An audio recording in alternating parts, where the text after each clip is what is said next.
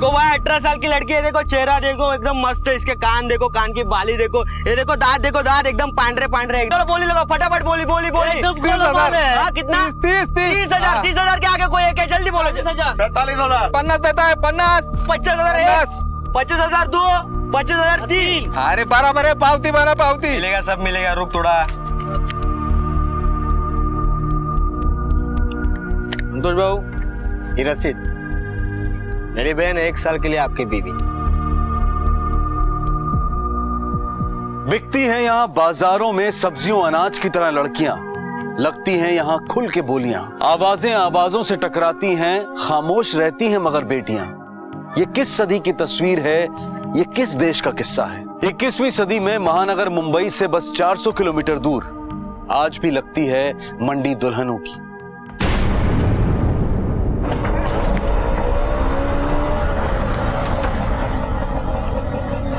हाँ भैया, कितना हुआ? 100 रुपया।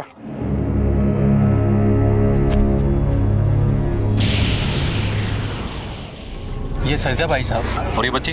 ये उसी की बेटी है साहब। ये 14वें माले पे जायसवाल साहब के यहाँ काम करती है और उन्हीं के घर पे रहती है साहब। जायसवाल कहाँ पे? वो दोनों मियाँ बीवी दफ्तर में काम करने गए साहब। अच्छा, जब ये हादसा हुआ तुम कहाँ थे? साहब मैं खाना खाने बैठा था और तभी जोर की आवाज़ सुनाई दी, फिर मैं भाग भाग के आया और देखा। इसके बाद जायसवाल साहब को तुरंत फ़ोन किया साहब, बस आते ही होंगे वो।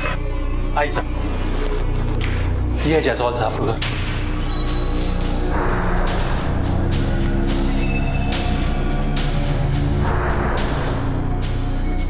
सब्जी यहाँ पड़ी है, मतलब लड़की यहाँ से आई, किसी को देखा, फिर ऊपर। चलो ऊपर।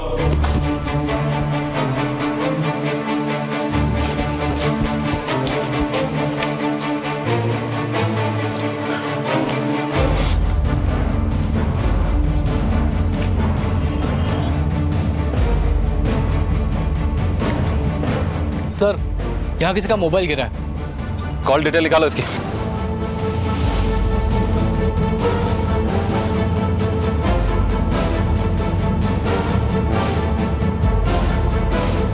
सर, मिस्टर और मिसेस जायसवाल दोनों आ गए हैं। सरिता का पुलिस वेरिफिकेशन करवाया था आपने? जी नहीं, वो वॉचमैन हमारा पुराना आदमी है, उसी की पहचान से आई थी। पुलिस ने हर सोसाइटी को इन्फॉर्म किया था कि जब भी आप किसी को काम पे रखें तो उसका पुलिस वेरिफिकेशन जरूर करवाएं, लेकिन आप जैसे पढ़े लिखे लोग ये करते नहीं हैं और इस तरह के हादसे हो जाने पर पुलिस पर उंगलियां उठती हैं। जी मैं मानता हूँ कि गलती हमारी है, लेकिन सरिता का पता है हमारे पास। ये देखिए सर, सोलापुर के किसी गांव के पास की रहने वाली थी। अच्छा, ये सरिता का कोई कमरा वगैरह, मतलब वो सोती कहाँ थी? जी सर, वो सोती तो यहीं थी अपने बच्ची के साथ, लेकिन उसका सामान वहां पर है। आइए मैं आपको दिखाती हूँ। सर ये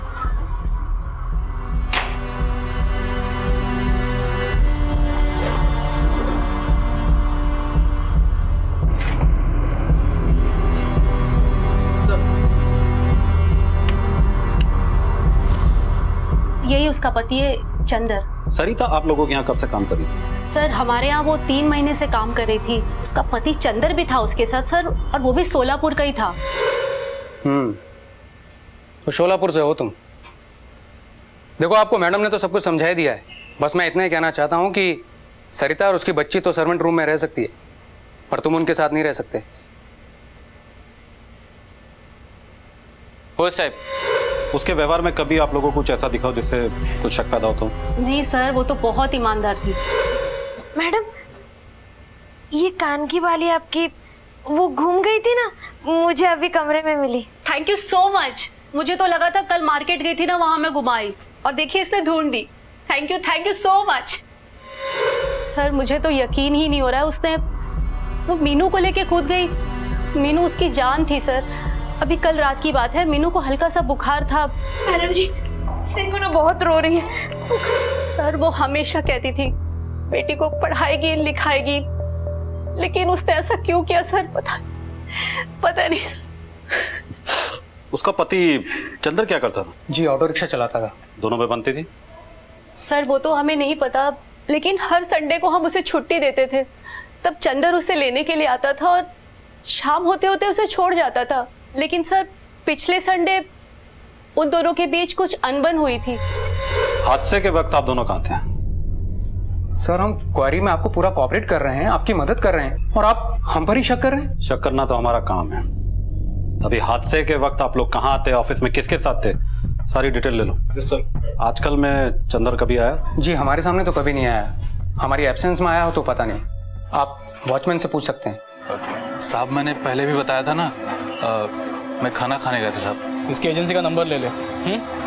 जहाँ तक मेरी जानकारी है, सरिता को जायसवाल के पास काम तुमने लगवाया था। हाँ साहब, वो चंदर है ना, उससे जान पहचान हो गई थी। उसने बोला भाई को काम दिला दे, मैंने दिला दिया साहब। चंदर को कैसे जानते हो तुम? वो मेरी चाली में ऑटो ड्राइवर है ना, दामोदर, उसने जान पहचान करवाई साहब। ये चंदर आखिरी बार यहाँ पे कब आया था? इतवार को साहब। The number you have called is currently switched off. Sir Chandar का फोन स्विच ऑफ आ रहा है। चंदर का पता बताओ।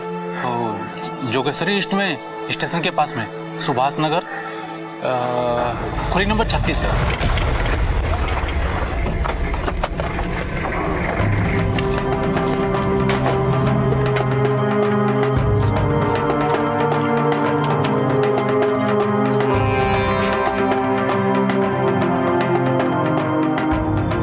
सर ये लोग तो कह रहे हैं कि चंदर कल सुबह से घर लौटा ही नहीं है, कुछ तो गड़बड़ लग रहा है सर। ताला तोड़ो। पूरा देखो चारों तरफ।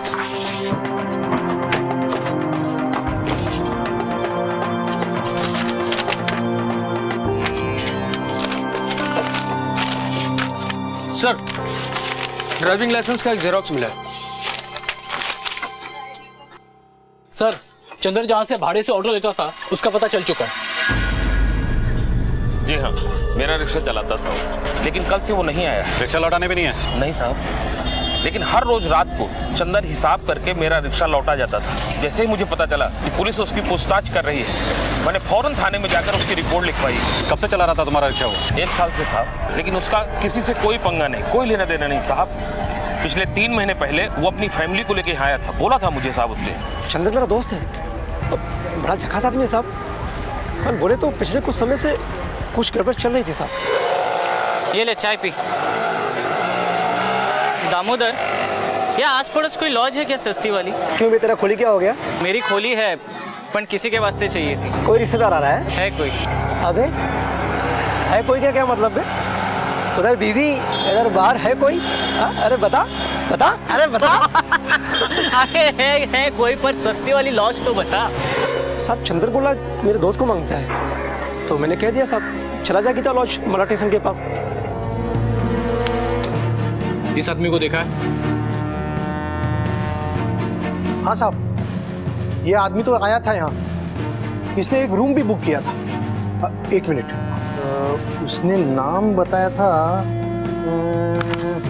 हाँ, चंदर प्रकाश फूले। साथ में एक लड़की भी थी, बोल रहा था उसकी बीवी है। वो कल अकेली यहाँ से चली गई, फिर वापस भी नहीं आई। भाड़ा भी एडवांस दिया था, मैंने सोचा गई होगी कहीं। ये वही लड़की है? नहीं साहब, ये नहीं है। एक बार ठीक से देखो, यही लड़की है वो? नहीं साहब, ये नहीं है। अच्छा, यहाँ पे सीसीटीवी है ना सर? मुझे इसका फुटेज देखना है।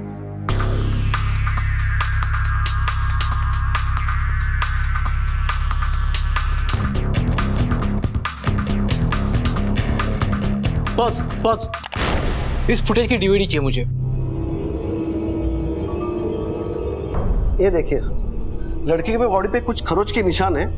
मौत छत से नीचे गिरने की वजह से हुई। रिब्स में मल्टीपल फ्रैक्चर्स भी है। स्कल और स्पाइन दोनों रक्चर है। सर, हमारी छानबीन के मुताबिक पंकज और प्रिया जायसवाल उस वक्त घर में नहीं थे, वो अपने ऑफिस में ही थे। इसका मतलब है किसी और की इसमें इन्वॉल्वमेंट रही होगी। और एक बात सर, औरत के पीठ पे मार के बहुत सारे पुराने निशान भी है। ये देखिए, किसी ने बेरहमी से कई बार मारा है विक्टिम को। सर सरिता के कॉल रिकॉर्ड से पता चला है कि उसने सुबह चंदर से बात की थी। बाकी ज्यादातर कॉल्स आसपास के दूसरे नंबरों पर हुई हैं सर। सर, ये मामला लव ट्रायंगल का लगता है। चंदर एक लड़की को लाके लॉज पे रखता है।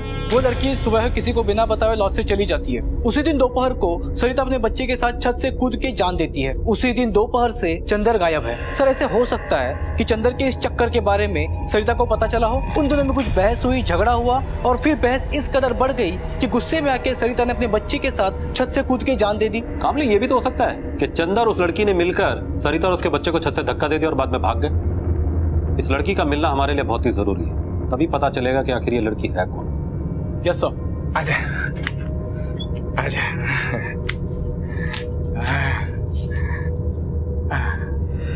चंदर की याद आ रही है? लड्डू जो खिलाता था तुझे, उस कमीने के कारण तो तू यहाँ आई है।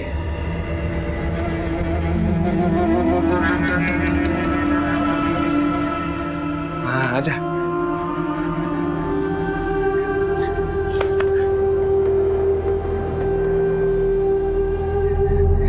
देख, मुझे भी मजा और मुझे भी मजा। सर, ये चंदर बहुत शातिर आदमी लगता है। उसने जायसवाल को जो एड्रेस दिया था वो गलत है। सोलापुर पुलिस ने कंफर्म किया है कि उस पते पर चंदर फुले और सरिता फुले नाम का कभी कोई था ही नहीं सर। एक बात और सर, उसका सिम भी फर्जी पेपर से लिया गया है और उसके मोबाइल की आखिरी लोकेशन जोगेश्वरी की उसकी चौली है सर, जहाँ पे रहता था। सर इन दोनों के फोटोग्राफ्स सभी पुलिस स्टेशन में भेज दिए गए थे, लेकिन कहीं से कोई खबर नहीं मिली। लॉज में कमरा लेना, वो भी फर्जी एड्रेस लिखवाकर, मतलब इसने कोई ना कोई प्लानिंग तो जरूर की होगी। हमारे पास उसकी तस्वीर और ड्राइविंग लाइसेंस का जेरोक्स है। एक काम करो, महाराष्ट्र के सभी पुलिस स्टेशन में उसकी तस्वीर भिजवा दो, उसका कोई ना कोई क्रिमिनल रिकॉर्ड तो जरूर मिलेगा। अब ये चंद्र प्रकाश और लड़की हमारे पास दो ऐसी कड़ियां हैं जिनसे हमें पता चल सकता है कि सरिता की मौत आत्महत्या थी या हत्या। ये क्या चल रहा है तेरा? चालू क्या तेरा मेकअप? बाप का माल है? चल जा, खाना बना, भूख लगी है मेरे को। चल जल्दी जा। पुलिस को जिस लड़की की तलाश थी, जिस पर शक था कि चंदर के साथ मिलकर उसने कोई खेल खेला था, वो लड़की कहीं और किसी के अत्याचार का शिकार हो रही थी। ये लड़की क्यों मजबूर थी ये सब कुछ सहने के लिए, और उस पर अत्याचार करने वाला अपने आप को उसका पति कहता था। ये कैसा रिश्ता था पति पत्नी के बीच का? वो चंदर के साथ उस लॉज में क्यों ठहरी थी? 2 महीने बीत चुके थे, लेकिन पुलिस को इस केस में कोई लीड नहीं मिल रही थी। भाई ये देखो एकदम शादीशुदा माल है, इसका भी चेहरा देख लो, एकदम गोरा चिट्टा है, दांत देख लो एकदम पांडरे शुभ्र, कान बगा मस्त है भाई, गोल घूम देख लिया अभी। और ये देखो 50 के नीचे 1 रुपया नहीं, 50 के ऊपर बोली लगाने का। जल्दी बोल। 55,000 नहीं रहता आसना, आगे और ज्यादा लगो, ज्यादा 60 में नक्की कर। काका 60 मध्ये नक्की करायला लगा? कुंवर है क्या वो? शादीशुदा है, एक शादी हो चुकी है और पूरे साल अपने पति को खुश रखा। इसके लिए 1 रुपया ऊपर नीचे नहीं करूंगा भाई। 60 के ऊपर 70,000 बहुत कम होता है यार। कोई है? चल 75,000 के 1 पैसा नहीं ज्यादा, ये 75,000 ले। 75,000 के ऊपर कोई है? कोई नहीं है, आज से मेरी भाई को। ठीक है काका थांबा, आधी पावती बनवू दे। ए पावती बना रे काका की, 1 साल का कॉन्ट्रैक्ट बना, चल जल्दी।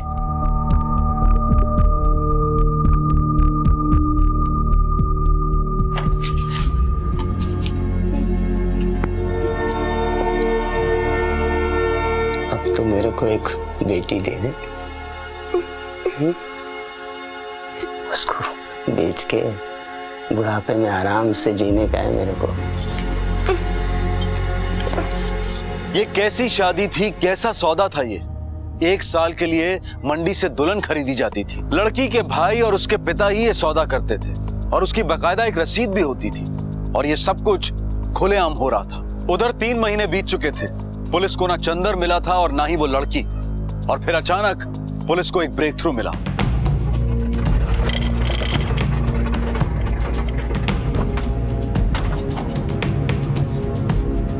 फिर हटो सर।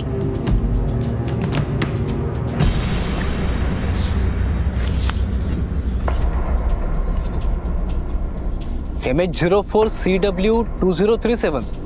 सर ये वही ऑटो है जो चंदर भाड़े पे लेके चला था। इस ऑटो को फॉरेंसिक जांच के लिए भिजवा दो और चंदर की तस्वीर आसपास के इलाके में दिखाओ। हो सकता है सरिता और उसके बच्चे को मारने के बाद उसने इस ऑटो को यहाँ छुपा दिया और उस लड़की के साथ भाग गया। जी सर। करुणा, ए करुणा, दाल में इतना नमक डालते हैं? यही सिखाए तेरे आई ने? वो नमक सर सब जगह पूछताछ की, ना उस चंद्र का पता चला, ना ही उस लड़की को कोई खबर मिली।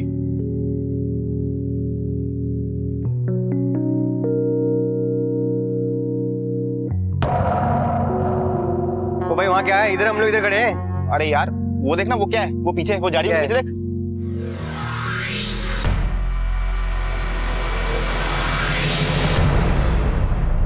Hello sir. सर वो उस तरफ सर, वो झाड़ी के पीछे सर।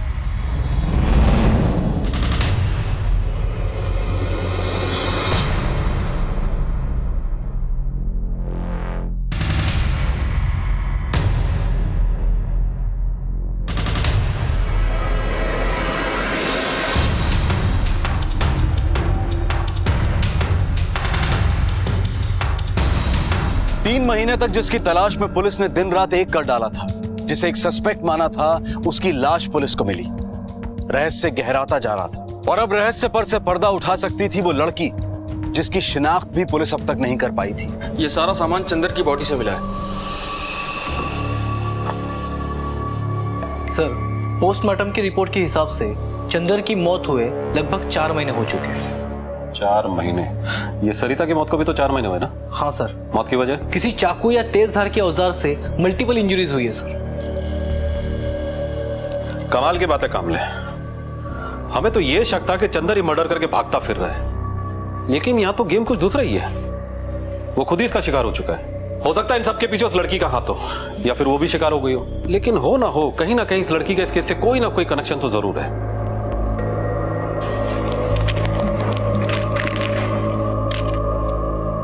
कामले, इस लॉकेट को जरा ध्यान से देखो। इस लॉकेट में किसी मंदिर का स्केच बना हुआ है। इस तरह के लॉकेट छोटे गांव के मेले में मंदिर के आसपास मिलते हैं। पता करो ये लॉकेट कहाँ का है। जी सर। सर, उस लॉकेट का पता चल गया है। मराठवाड़े के एक गांव मंदेली के मंदिर का लॉकेट है। यहाँ से 500 किलोमीटर दूर है सर।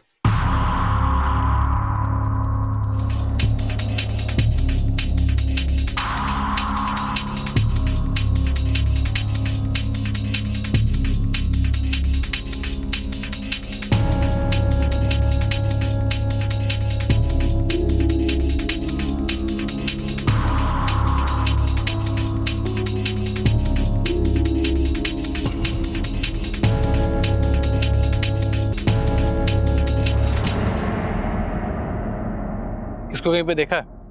नहीं सर। ये लॉकेट? हाँ सर, इधर का मंदिर का है। बहुत सारे लोग आते हैं साहब मंदिर में दर्शन को। इससे मन्नत पूरा होता है साहब। हाँ पता है। तो इन लोगों ने नहीं देखा? नहीं साहब, नहीं देखा। सर, मुझे लगता है चंदर और सरिता को हम लोग गलत जगह पे ढूंढ रहे हैं। हो सकता है चंदर यहाँ पे सिर्फ दर्शन के लिए आया हो, वो इस गांव का हो ही नहीं, क्योंकि उसे कोई भी पहचानता नहीं कामले, मैंने लोगों के चेहरे पर कुछ और ही पढ़ा। ये लोग जरूर कुछ ना कुछ छुपाने की कोशिश कर रहे हैं और पूछताछ कर रहे हैं। एक मिनट, फोटो दे। तुझं नाव काय बेटा? माझं नाम पिंकी आहे। पिंकी? तिला ओळखते? हाँ, ये तो भूषणराव काका की बड़ी बेटी है।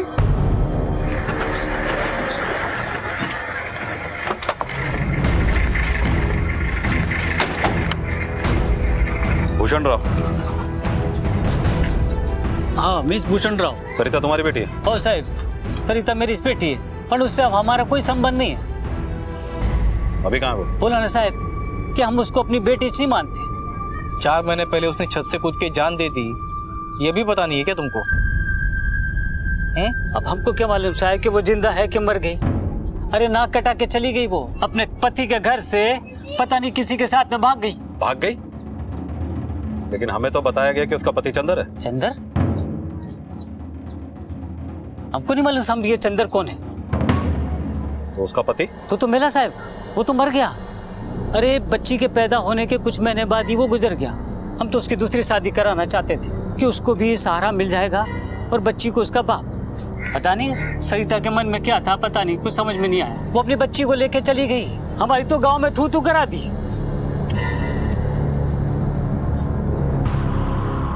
सर, मुझे ऐसे लगता है कि ये सरिता का बाप कुछ छुपा रहा है। जैसे ही हमने इसकी बेटी की मरने की खबर सुनाई, वैसे उसकी माँ की शक्ल देखी, कोई दुख नहीं था। मुझे ये चीज कुछ अजीब लगी सर। कामले, याद है उस बच्ची ने फोटो देखकर कहा था कि सरिता भूषण राव की बड़ी बेटी है। हाँ, ये तो भूषण राव काका की बड़ी बेटी है। मतलब ये, अगर सरिता भूषण राव की बड़ी बेटी है तो जरूर कोई छोटा भाई या छोटी बहन तो होगी। एक काम करो, जाके लोकल पुलिस की हेल्प लो। क्या बोली तू अपने बाप से? मैं तेरे को मारता बोली है? 2 झापड़ मारा तो क्या हो गया? कौन सा बड़ा गुनाह कर दिया मैंने? कौन आदमी अपनी औरत को नहीं मारता? वो तेरा बाप आया तेरे को लेने के लिए, धमकी दे रहा है। 75,000 दे करके तेरे को 1 साल के लिए लाया था और 1 महीना नहीं हुआ कि वो लेने आ गया। तुम लोग क्या समझते हो, बदनामी से मेरे को बाई नहीं मिलेगी? मिलेगी मेरे को बाई। जा जा, चल निकल, चल। वो देख, वो तेरा बाप और भाई है, मेरे को ये लफड़ा नहीं मांग। चल जा यहाँ से, जाओ बाबा, जाओ ले जाओ। चुपचाप बैठ। तुम दोनों बहनों ने नाक में दम कर रखा है। बैठ चुपचाप यहाँ पे। और तेरे वजह से पुलिस भी घर में आ गई। चला चला निका, चला। हाँ देख तो, चला, तमाशे ना को, चला।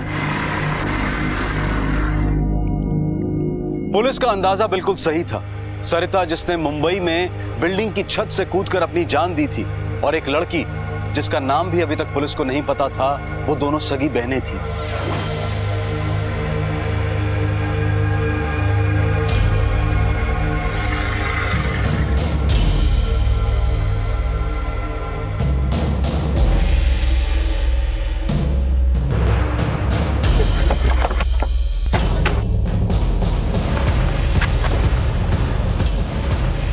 भूषण राव, तेरी छोटी बेटी करुणा कहाँ है? अरे बोला ना साहब कि मेरी एक ही लड़की है, और कल ही तो आप बताए ना कि मर गई करके वो, फिर कहाँ को पीछे पड़ा हमारे? साहब ये झूठ बोल रहा, मैंने कल इसकी दूसरी बेटी को देखा है। तू गांव का होके कहाँ को टांग अड़ाता रे? और तेरे को मालूम है ना कि हमारे समाज के मामले में पुलिस के पास नहीं जाते। देख भूषण राव, तेरे को समझा रहा हूँ, पुलिस के काम में टांग अड़ाने की जरूरत नहीं है। आखिरी बार पूछ रहा हूँ, बोल कहाँ है तेरी बेटी? अरे बोला ना साहब कि इधर कोई करुणा वरुणा नहीं है। देखो साहब, हमारे गांव में पुलिस नहीं आती है, सब अपनी मर्जी से जीता है, हमको परेशान नहीं करने का। तुम लोग को कोई परेशान नहीं कर रहा है? तुम्हारे घर की तलाशी लेनी है। ऐसे कैसे लोगे? हम गांव वाले आपको घुसने देते हम ना? नहीं घुसने देंगे इनको, नहीं देंगे। तुमको तलाशी लेनी ना, जाओ तलाशी लो। अगर आप इसके बाद में अगर पुलिस इधर आई ना तो समझ लेना गांव वाले चुप नहीं बैठेंगे। हाँ,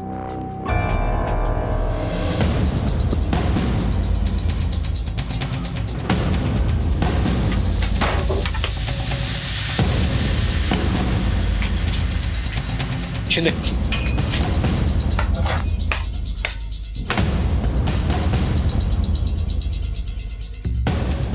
करुणा यहाँ है नहीं तो फिर गई कहाँ? एक काम करो शिंदे, पूरे घर की तलाशी लो, कुछ ना कुछ तो जरूर मिलेगा।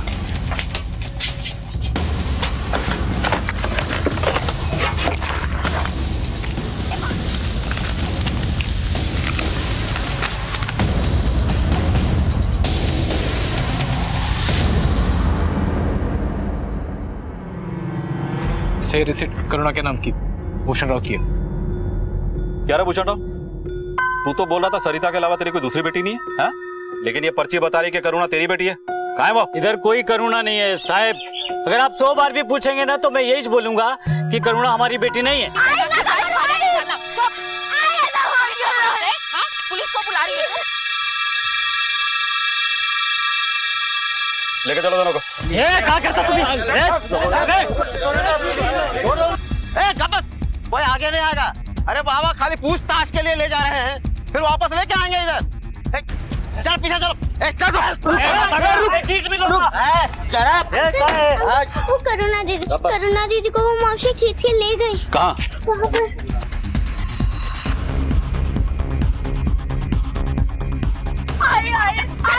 लड़की किस लिए पैदा करते हैं? पैसा कमाने को। हाँ, और तू?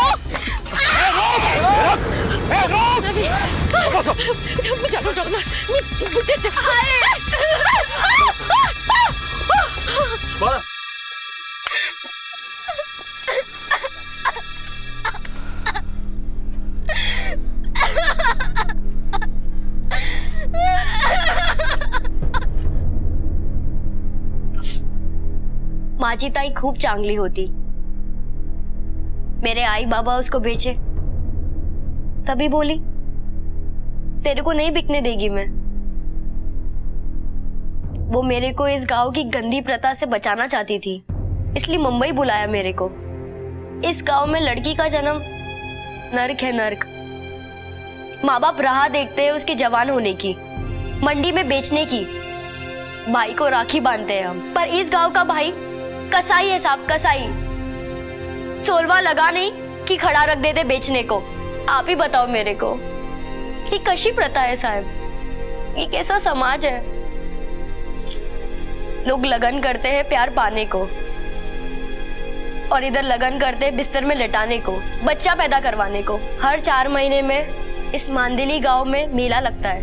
कांदे बटाटे की मंडी होती है ना साहिब, वैसे ही लड़कियों की मंडी, जहां बाप अपनी पक्की फसल बेचता है और भाई उसका सौदा करता है। पहली बोली 10 से 20 हजार। है कोई खरीदार? एक बार लगन करके वापस गए तो कीमत 50 हजार से 75 हजार, और लगन के बाद बच्चा हुआ तो दाम दुगना साहब। जमीन अगर फसल देने वाली हो तो किसान दुगना पैसा देता है। वैसे ही इधर होता है, लेकिन जमीन होती है जीती जागती लड़की, पावती बनती है पावती। नाम करुणा, बाप का नाम भूषण राव। लगन करने की तारीख, लगन तोड़ने की तारीख। और पता है ये सब कौन करवाता है? लड़का और लड़की के माँ बाप।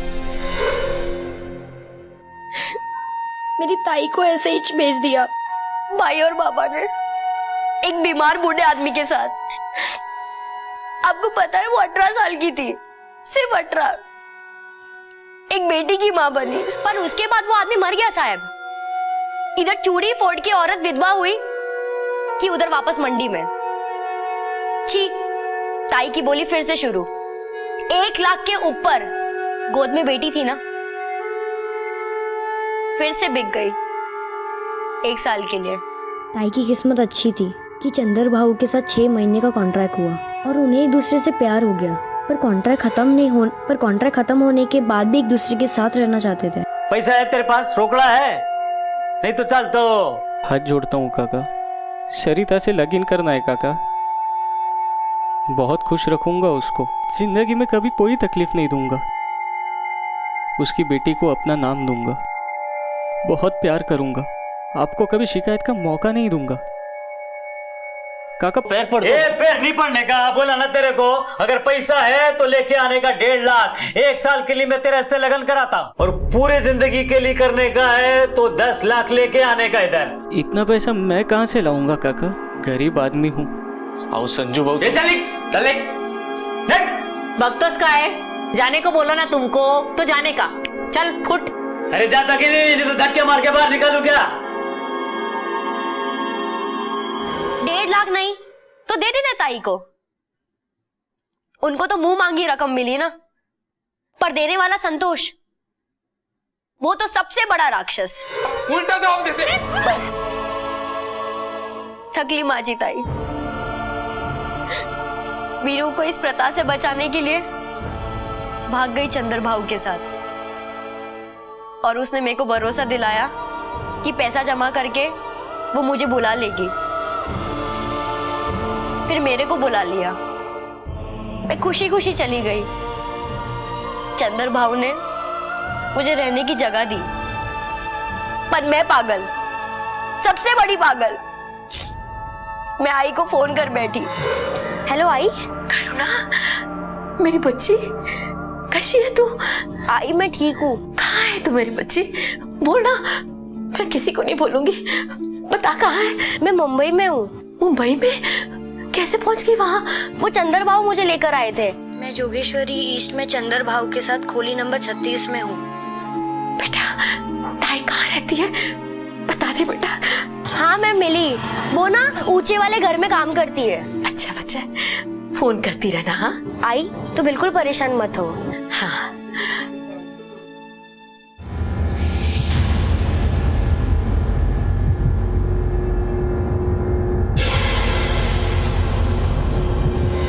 एक दिन लॉज में चंदर भाऊ का फोन आया, बोले तुरंत बस स्टॉप पर आ जा। और मैं वहां पहुंची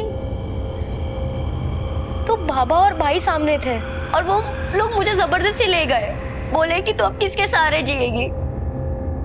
तेरे चंदर भाऊ और सरिता ताई तो ऊपर चले गए।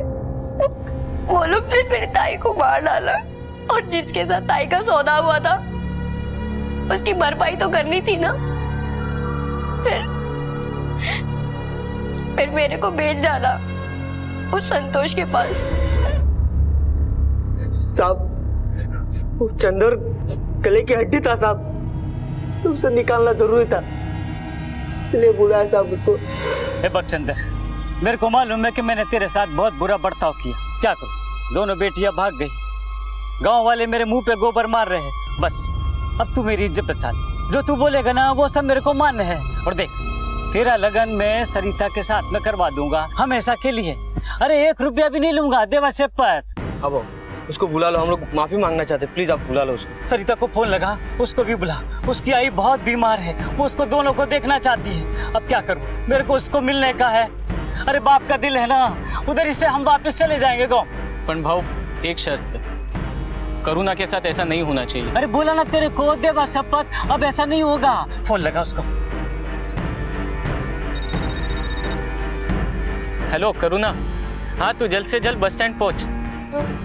सब ठीक हो गया? तेरे बाबा से बात मैंने कर ली है, तू जब चाहेगी जहाँ चाहेगी तेरी शादी करने के लिए वो तैयार है। अब कोई तकलीफ नहीं होगी। सरिता ताई को भी मैं वही ले आ रहा हूँ। ठीक है, चलो तुम दोनों को भी बस स्टैंड छोड़ देता हूँ और सरिता को भी वही ले आता हूँ। ये चंदन, सरिता का पत्ता हमारे पास में है, क्या समझा? हाँ भैया, कितना हुआ? ए संजय, वक्त तो कहाँ है? धर दिला। चल, अब चंदर भी नहीं, कौन बचाएगा? चल।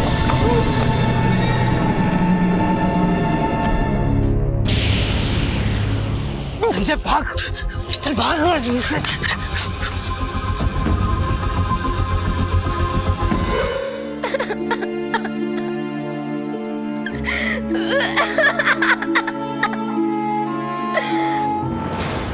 करुणा को वापस लाके भेज दिया संतोष को।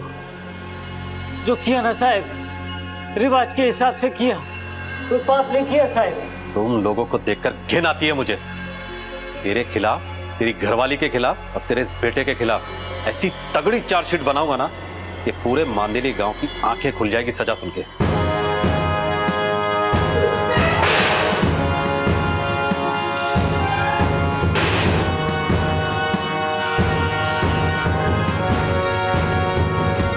क्या दुश्मनी थी उनकी इन 18-20 साल की लड़कियों से? दिल्ली पुलिस ढूंढ रही है इन दहशत फैलाने वाले बेरहम कातिलों को। क्या पहुंचा पाएगी वो उन्हें सलाखों के पीछे?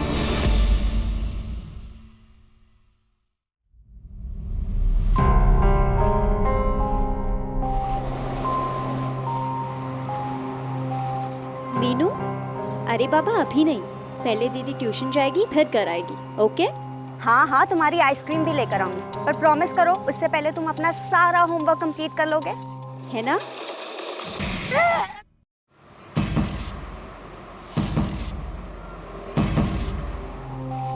साइड में आओ।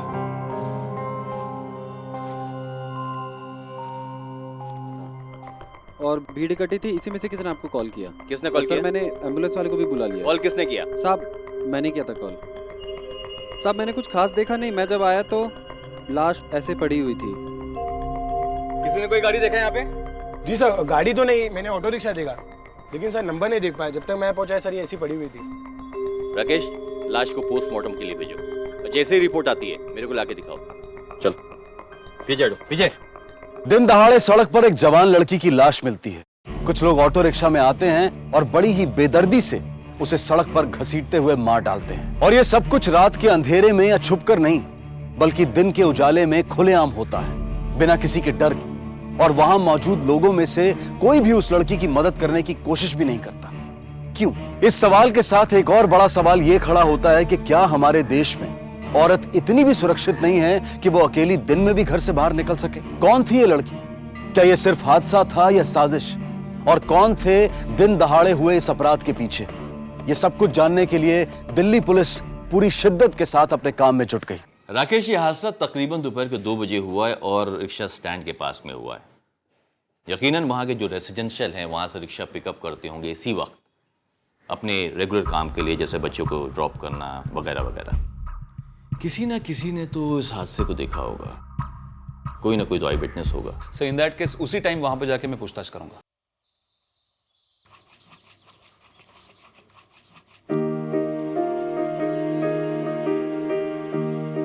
ओहो मीनू बेटा, कितनी बार कहा है कि दीदी की बुक्स के साथ मत खेला करो। आपने अपना होमवर्क किया? बुक्स छोड़ो, दीदी आने वाली होगी। पर उन्होंने तो कहा था कि वो 4 बजे आएंगी। हेलो, हाँ रेखा बोलो। न्यूज़?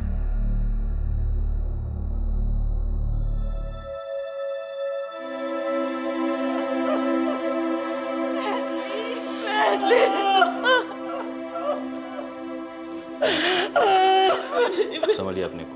आइए। आपकी बेटी SYTM कॉलेज में पढ़ती थी, आप रहती हैं प्रीत विहार में। अब सवाल ये उठता है कि वो मयूर विहार में क्या कर रही थी? वो मयूर विहार अपनी ट्यूशन क्लासेस के लिए गई थी। मेट्रो से उतरने के बाद अक्सर वो वहाँ पैदल चली जाया करती थी। कॉलेज से घर कितने बजे तक आ जाती थी? यही कोई 4 साढ़े 4 के बीच। कॉलेज के बाद वो सीधे घर आ जाती थी या फिर अपने दोस्तों के साथ? मैथिली को घूमने फिरने का कोई शौक नहीं था। उसका सारा ध्यान सिर्फ पढ़ाई में था। और जब कभी भी वो आधा घंटा भी लेट हो जाती थी तो मुझे फोन करके बता देती थी। किसी पे शक?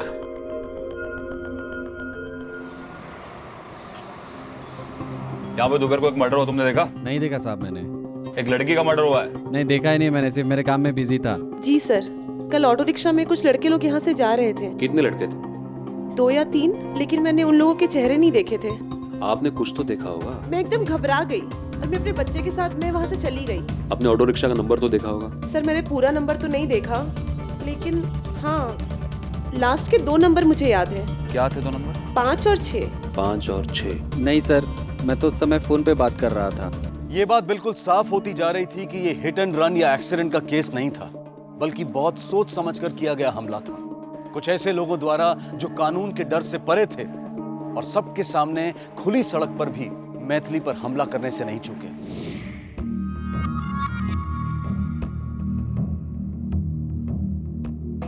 ये 403 किधर है? सर यहीं से सर, ऊपर सर। इन्वेस्टिगेशन से यह मालूम पड़ा है कि दुपट्टा खींचने के पहले आपकी बेटी मैथिली ने उन लड़कों से बातें की थी। इसका मतलब ये होता है कि मैथिली उन लड़कों को पहले से जानती थी। तो मैं आप दोनों से पूछना चाहता हूँ, क्या आप लोग से कभी भी उसने उन लड़कों के बारे में जिक्र किया? ऐसा हो नहीं सकता। उसकी किसी लड़के से कोई दोस्ती नहीं थी। हाँ, कॉलेज में उसकी सहेलियां कुछ जरूर थी।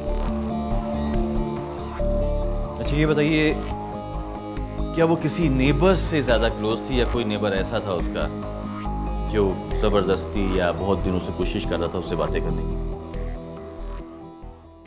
सबके साथ हमेशा अच्छे से बात करती थी, वो भी सिर्फ जरूरत पड़ने पर, वरना वो तो अपनी पढ़ाई में ही लगी रहती थी। दोस्त उसके बहुत कम थे, लेकिन हाँ कोई ना कोई दुश्मन जरूर था। दीदी कहती थी कि नीचे अकेले खेलने मत जाया करो। क्यों? क्योंकि नीचे एक गंदे अंकल आते रहते थे और दीदी नहीं चाहती थी कि मैं उनके पास जाऊं। यहाँ बेटा, अच्छा ये बताइए कि आप उस गंदे अंकल को जानती थी? नहीं, मैं नहीं जानती थी। राकेश, ये गंदे अंकल कौन है? तो मुझे लगता है उसने जनरली ये कहा ताकि मीनू बाहर खेलने न जाए। नहीं राकेश, अगर ये जनरल बात होती तो वो बोलती गंदे लोग, गंदे अंकल कह के नहीं बुलाती। या फिर अगर कोई नेबर होता तो फिर वो उसका नाम लेके बुलाती। इसका मतलब ये हुआ कि कोई एक इंसान है जिसको मीनू गंदे अंकल कह के बुलाती है। एक काम करो राकेश, यहाँ के सेक्रेटरी से बात करते हैं, शायद कोई इंफॉर्मेशन मिल जाए। Right sir. इस बिल्डिंग में जितने भी लोग आते हैं, विजिटर्स, वेंडर्स, सर्वेंट्स, इन सारों की एंट्री होती है? जी सर, वॉचमैन के पास रजिस्टर है, उसमें दर्ज है। दिखाइए मुझे। आइए। राम सिंह, राम सिंह, बिट्टू। ये बिट्टू कौन है? सर उसी का नाम है, आइए।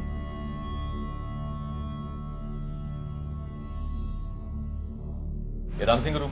जी। राम सिंह, राम सिंह। राकेश, मैं चेक कर।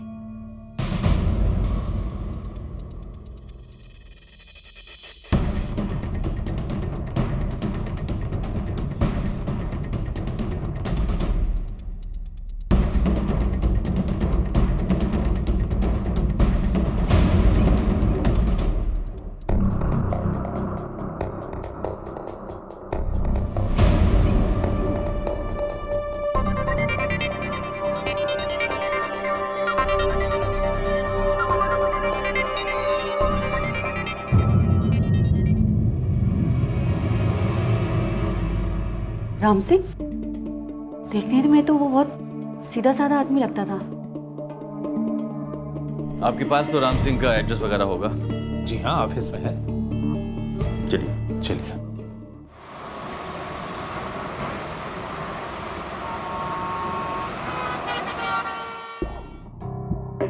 बिट्टू कहाँ है बता?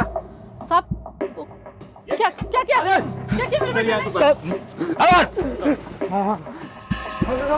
अरे साहब कहाँ लेके जा रहे हो? छोड़ दो मेरे बेटे को, छोड़ दो मेरे बेटे को। अरे उसने कुछ नहीं किया, छोड़ दो साहब, छोड़ दो, उसने कुछ नहीं किया साहब, छोड़ दो साहब, छोड़ दो साहब, छोड़ दो। पता क्यों मारा उसको? साहब हम काहे मारेंगे उसको, हम तो उसको प्यार करते थे। Good afternoon.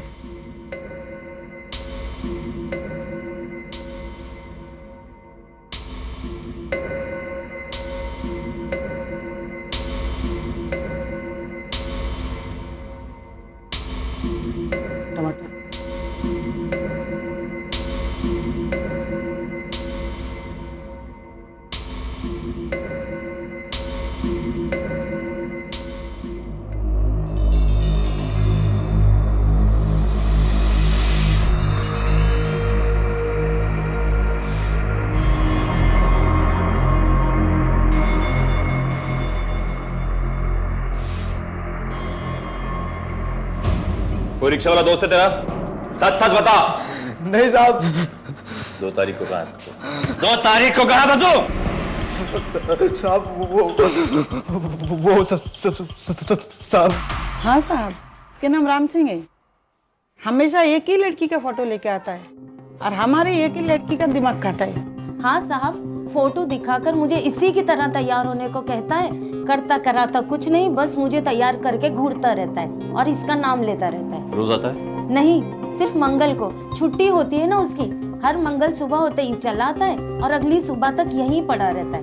2 साल से एक भी मंगल मिस नहीं किया इसने। मैथिली वाला हादसा मंगल के दिन हुआ है। अगर ये सच बोल रही है तो इसका मतलब ये है कि राम सिंह इस केस में इन्वॉल्व नहीं है। राकेश, वो ऑटो के नंबर्स का क्या हुआ? सर इस 56 नंबर से एंड होने वाली 1040 रिक्शाएं मिली सर दिल्ली में। कितनी? अब 1040 सर। इनकी इंक्वायरी करने में टाइम लग जाएगा सर। 1040। ठीक है, फॉलो करो। सारे रास्ते बंद नजर आने के बाद भी दिल्ली पुलिस ने हार नहीं मानी, लेकिन एक मुश्किल हल नहीं हुई थी कि दूसरी सामने आकर खड़ी हो गई। इससे पहले कि मैथिली के केस में ठीक से कोई सुराग मिले, एक दूसरा हादसा हो गया।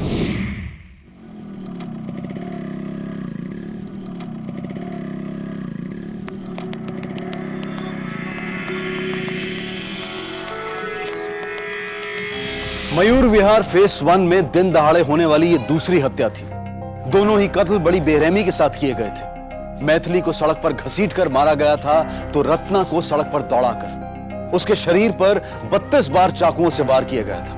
ऐसा लग रहा था कि मारने वाला उसके शरीर से ज्यादा उसके दिमाग पर अपनी छाप छोड़ना चाहता है। कौन थे ये जानवर जो शहर को जंगल समझ रहे थे? अब पुलिस मैथिली और रत्ना के केस में सिमिलैरिटीज तलाश करने की कोशिश कर रही थी। सर, मैंने आपको फोन किया था। मोहन तेरा नाम है? Yes sir. क्या हुआ था? ये गलियों से ये लड़की खून से लथपथ भाग रही थी। मैं भी इनके पीछे भागा जब इनका मोबाइल। राकेश। Yes sir. ये लो। और किसने क्या देखा? ए इधर आ। Rakesh. Yes sir. Call the ambulance. एक काम करो। Yes sir. ये पूरे एरिया को चेक करना पड़ेगा, ठीक है? बस हर साइड तुम जाओ, पूरा एरिया चेक करो। जितने भी लोग वहाँ पर हैं सबसे बातें करो, पूछताछ करो, ठीक है? Yes sir. चलो मेरे साथ। नहीं सर, सुना तो मैंने भी है कि यहाँ पे कोई मर्डर हुआ है, लेकिन मैंने देखा नहीं।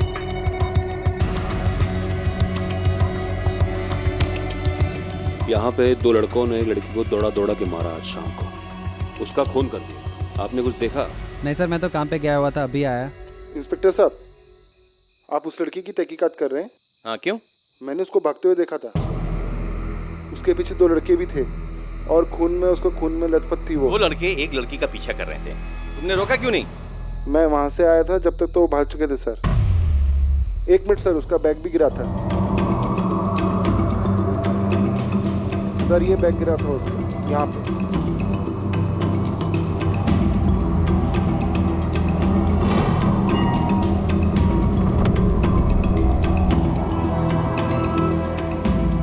Ratna Chandrashekhar, Patel road, Mohan Nagar, Delhi 6। Thank you.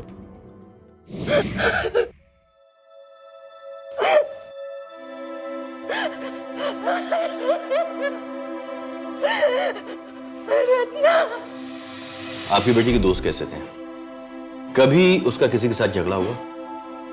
नहीं इंस्पेक्टर साहब, झगड़ा करने वाली लड़की नहीं थी वो।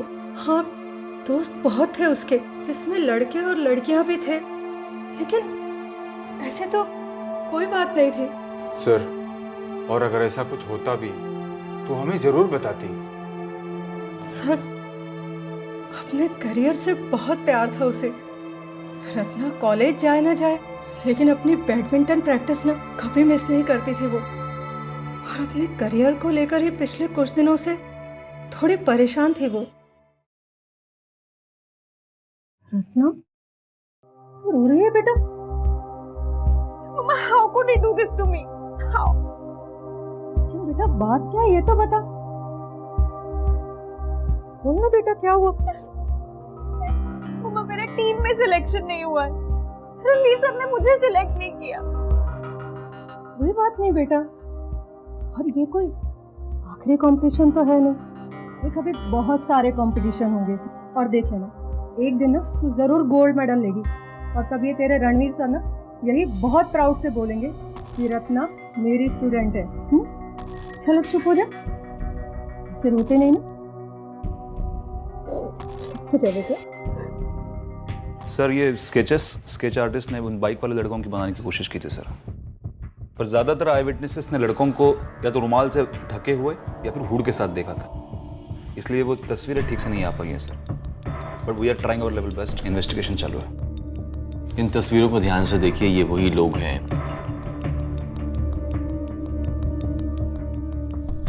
नहीं सर, हम इन्हें नहीं पहचानते। कौन लोग हैं? इस केस से संबंधित कोई भी बात आपको याद आए या फिर कोई भी इंफॉर्मेशन अगर आपको मिलती है तो प्लीज इन्फॉर्म द पुलिस।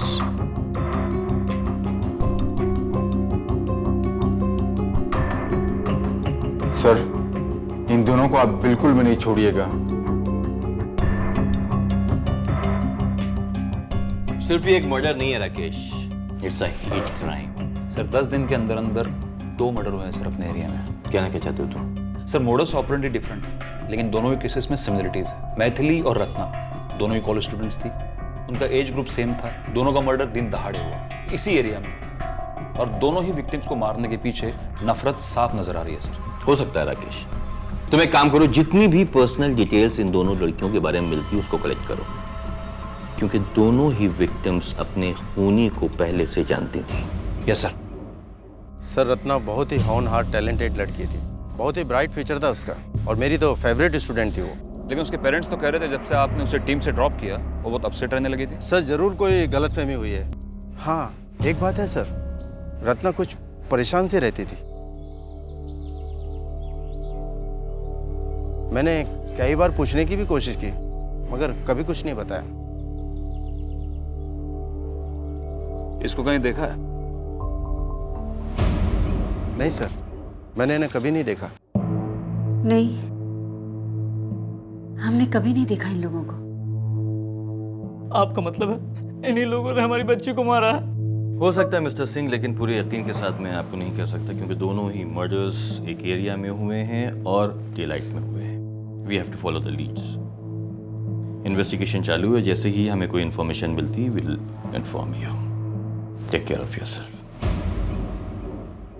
देखिए, वो आपके कॉलेज की लड़की है, जो उसके साथ हुआ कल किसी और के साथ भी हो सकता है। आपको जो भी कुछ पता है हमें बता दीजिए प्लीज। सर, हमारे कॉलेज में एक लड़का है वीरेन, अच्छा। उसके साथ उसका ब्रेकअप हुआ था। अरे यार, मैंने खुद देखा है उसको रोज के साथ। मैंने उस पर कितना ट्रस्ट किया। He was cheating on me. बोल दिया मैंने उसे, आज के बाद मुझे उसकी शक्ल नहीं देखनी है, मुझसे कभी मिलने की कोशिश नहीं करे। बहुत अपसेट थी बेचारी वीरेन को लेकर के। यार, मुझे कुछ समझ में नहीं आ रहा, ऐसे कैसे कर सकता है वो?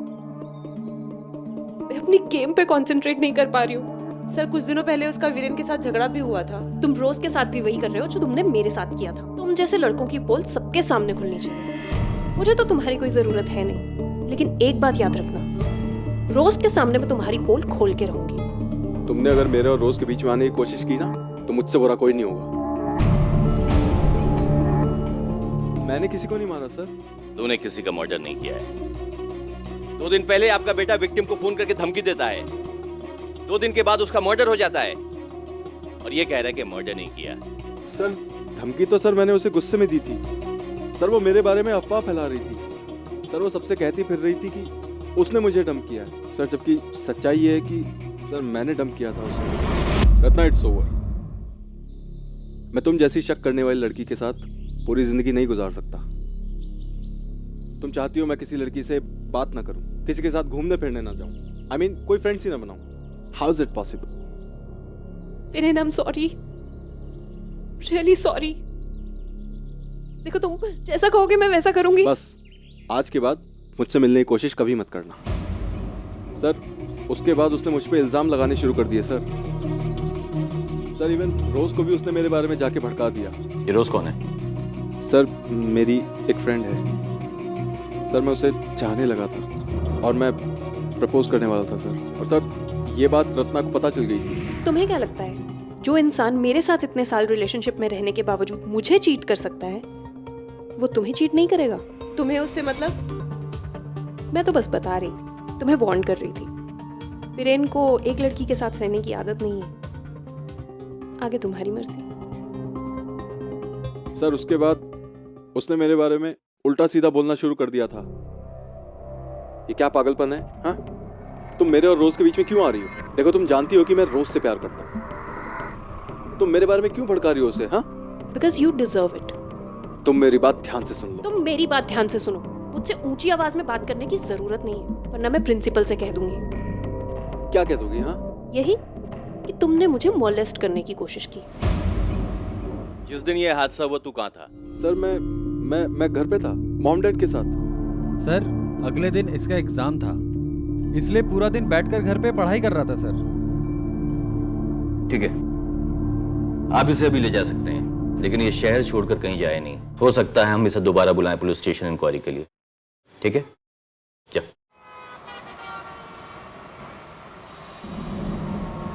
वीरेन ने कहा था वो मुझसे जलती है, लेकिन हाँ मुझे भी लगा वो शायद उसकी एक्स है तो स्टोरी बना रही हो, बट नहीं। एक दिन मैंने अपनी आंखों से देखा, वो उसी के साथ था। उसी दिन मैं वीरेन से दूर जाने का फैसला कर लिया। और रत्ना एक बहुत अच्छी लड़की है सर। उसने वीरेन के बारे में मुझे बहुत पहले सच बताया था, बट मैंने उसकी बातों पे बिलीव नहीं किया। Thank you. राकेश, क्या नाम है इसका? वीरेन। वीरेन, हाँ वीरेन। इस लड़के के ऊपर पूरी नजर रखो। लड़कियों के बयान के अलावा इसके खिलाफ मुझे एक ठोस सबूत चाहिए। मेरी समझ में नहीं आता कि दोनों केस में अगर मर्डर सेम है तो इस वीरेन का मैथिली से क्या कनेक्शन है। राकेश, पता करो मैथिली अपने घर से कॉलेज और ट्यूशन के बीच में किन किन लोगों से मिलती थी, और सेम इंफॉर्मेशन मुझे रत्ना के बारे में भी चाहिए।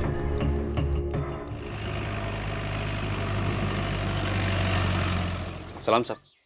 इस लड़की को जानते हो? हाँ साहब, ये लड़की अक्सर यहाँ से गुजरती है। और ये 2 लड़के? हाँ साहब, ये दोनों वही लड़के हैं जो अक्सर इस लड़की को छेड़ा करते हैं सर। यहाँ पे हमेशा यहाँ खड़े रहते हैं साहब। देख देख, भाभी आ गई तेरी। बस चुप कर, शक्ल देखी अपनी। तेरी भाभी है, वह क्या लग रही है यार? भाई तू ही ले जा। सही लग रही है ना? आज तो एकदम कट्टो। वह माँ कसम, शादी कर लो यार एक बार। हाँ बोल दे तो भाई। जा भाई, कर ले। कर बात करो। देख ऑटो जा रहा। अबे यार ऑटो मंगा लिया। हाँ, अबे हेलो हेलो। तेरे हाथ में ना आएगी। सुनी नहीं रही ना सुनेगी। अरे रुको, मैं रिक्शे वाले आराम से ले जाइयो। अरे भाभी है तेरी, तेरे हाथ में आने की। ये दोनों का नाम जानते हो तुम? नाम तो नहीं पता साहब, पर ये लोग सर उस बेचारी को बहुत परेशान करते थे। आखिर कब तक बर्दाश्त करेगी साहब? और एक दिन वही हुआ जो बहुत पहले हो जाना चाहिए था साहब। क्या डाल दिया?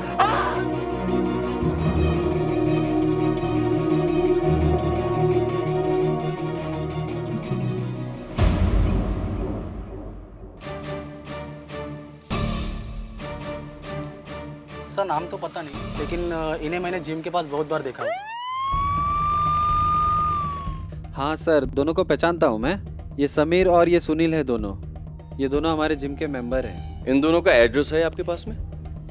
हाँ सर, एड्रेस है और इनका एक लॉकर भी है हमारे पास। चाबी? ये लो सर। लॉकर कहाँ है? सर ये रहा 21 number locker. Thank you. Welcome sir.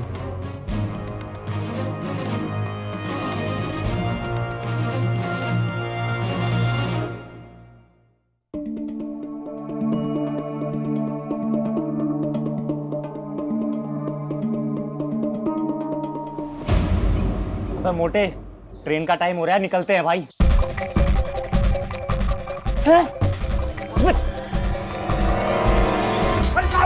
भाग रहा है।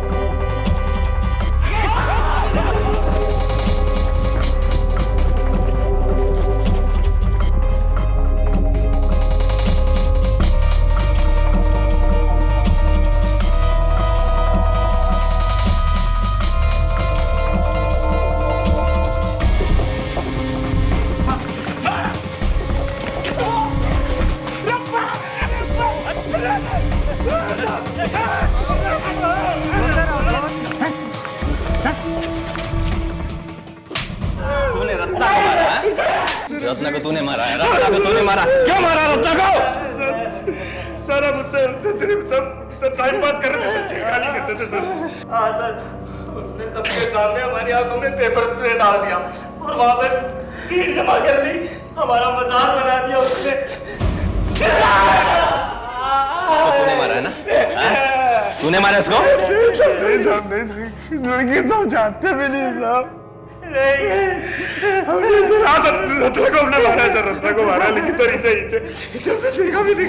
आप इसे बीमार मानसिकता नहीं तो भला और क्या कहेंगे। कुछ लोग औरतों के साथ छेड़खानी करना अपना जन्मसिद्ध अधिकार समझते हैं, और अगर औरत जरा भी इस बात का विरोध करे तो उनकी ईगो हर्ट हो जाती है। वो इसे अपनी बेइज्जती समझते हैं और इस बात का बदला लेने के लिए वो किसी भी हद तक जाने को तैयार हो जाते हैं। और ऐसे लोगों को हिम्मत देता है हमारे और आप जैसे लोगों का रवैया, जो कुछ करने की बजाय मूक दर्शक बनकर खड़े हो जाते हैं। अगर हादसे के समय किसी ने भी 100 पर कॉल करके पुलिस कंट्रोल रूम को इन्फॉर्म किया होता तो यह हादसा रोका जा सकता था और मुजरिम भी उसी वक्त पकड़े जा सकते थे। हो सकता है सर ये लोग झूठ बोल रहे हो। नहीं राकेश, अगर ये अपना पहला मर्डर कबूल कर सकते हैं तो दूसरा मर्डर क्यों नहीं कबूल करेंगे? सजा तो एक ही है। रत्ना के मर्डर का मोटिव था रिवेंज। हो सकता है मैथिली के मर्डर का मोटिव यही हो। अब सवाल ये उठता है कि दूसरा खूनी है कौन और किस बात का रिवेंज ले रहा है। आप और मैथिली अच्छे दोस्त थे? हाँ सर, मैं और वो हमेशा साथ में ही रहते थे। तो आपको पता ही होगा ये सब उसके साथ किसने किया? नहीं सर, मुझे तो कुछ नहीं पता। इनफैक्ट अगर मुझे पता होता तो मैं ही आपको सबसे पहले आकर बता देती।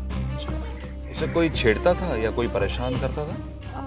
हाँ सर, बाहर एक चाय वाले की दुकान है, वही 3-4 लड़के हर रोज बैठे रहते हैं और वही आती जाती लड़कियों के साथ छेड़खानी करते ही रहते हैं। तुम्हें उनका चेहरा याद है? स्केच आर्टिस्ट को बता पाओगी? हाँ सर, थोड़ा बहुत। रत्ना के मर्डर के पीछे मोटिव था रिवेंज, लेकिन मैथिली जैसी लड़की सीधी सादी, भोली, चुपचाप रहने वाली, उसके साथ क्यों? ये तो वही लोग बता सकते हैं सर, लेकिन मुझे लगता है कि वो अपने पहुंच से अभी ज्यादा दूर नहीं है। I hope so. इन्हें पहचानते हो? अरे ये तो अपने अर्जुन भाई है सर। 2-3 लड़कों का ग्रुप है, हमेशा साथ ही घूमते हैं। कहाँ मिलेंगे ये लोग? ये तो नहीं पता साहब, पर अपनी मुलाकात तो इनसे यहीं हो जाती है। और इनका एक दोस्त है, ऑटो रिक्शा चलाता है, कभी कभार आता है यहाँ। जी वैसे पहचानता तो नहीं, लेकिन हमारा कोई भी आदमी अगर गलती करता है तो हम उसे पुलिस स्टेशन में दे देते हैं। बोले जी मैं आपके लिए क्या कर सकता हूँ? अब एक काम कीजिए, इस स्केच को अपने सभी रिक्शा स्टैंड पर पहुंचवा दीजिए, ठीक है? आपका कोई ना कोई ड्राइवर होगा जो इसे पहचानेगा। जी आप फिक्र मत कीजिए, ये काम मैं अभी के भी करा देता हूँ जी। चलो।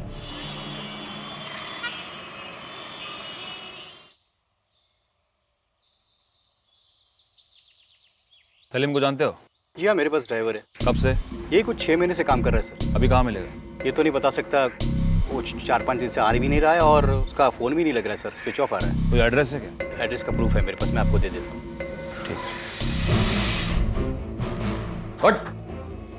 सलीम है तू? नहीं साहब, क्या हुआ? कौन है तू? सब दोस्त है मेरा साहब। सवाल कर रहा हूँ तुझसे, चुपचाप जवाब दे। सलीम किधर है? पता नहीं साहब, उसका सामान नहीं, शायद गाँव गया होगा अपने कौन साहब। सा गाँव उसका? कौन से गाँव सा? वो हल्दीपुर मेरठ के पास है। चल।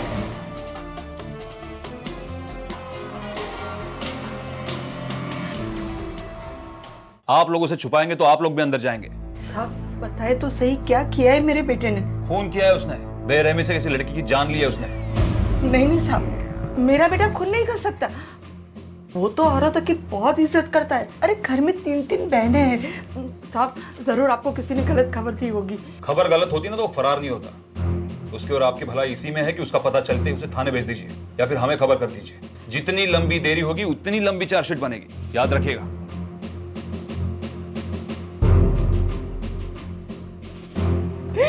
या अल्लाह, छेड़छाड़ तक ठीक था यार, पर जान नहीं लेनी चाहिए थी यार हमने उसकी। कब तक चिपके रहेंगे? कभी ना कभी तो पकड़े जाएंगे ना। ए फट्टू, इतने बड़े दिल्ली में तू क्या अकेला मुजरिम है? राजधानी है राजधानी, बड़े बड़े क्रिमिनल यहाँ घूम रहे हैं, समझा? तेरा मेरा नंबर तो बहुत बाद में आएगा। रिलैक्स, हफ्ता 2 हफ्ता आराम से बैठ, फिर निकलना, समझा? देख, पुलिस तो क्या, लड़की के माँ बाप भी सब भूल जाएंगे। और राज का है, उसका भी तो फोन नहीं लग रहा। उसको कांटेक्ट करने की कोशिश भी मत कर, ठीक है? नहीं फंसा है तो भी फंस जाएगा, चिंता मत कर, वो मेरे टच में है। चल फ़ोन रखता हूँ मैं, अब बार बार मुझे फ़ोन मत कर, बाय। सर सलीम ना घर पे है ना गांव में, अर्जुन भी कहीं चिपके बैठा हुआ है और बाकी लोगों के तो नाम तक पता नहीं सर हमें। राकेश तुम एक काम करो, जमुना पार जितने भी कॉलेजेस हैं, ट्यूशन सेंटर्स हैं, वहां पर ये स्केचेस दिखाओ, डिस्ट्रीब्यूट करो। आई एम 100% श्योर कि कुछ ना कुछ इन्फॉर्मेशन हमें जरूर मिलेगी, but make it fast. Yes sir. Okay. हाँ साहब। इसको देखा है? हाँ साहब। किधर? प्रीत बिहार मेट्रो स्टेशन के नीचे पान वाले के पास, ड्रग्स लेता है वहाँ।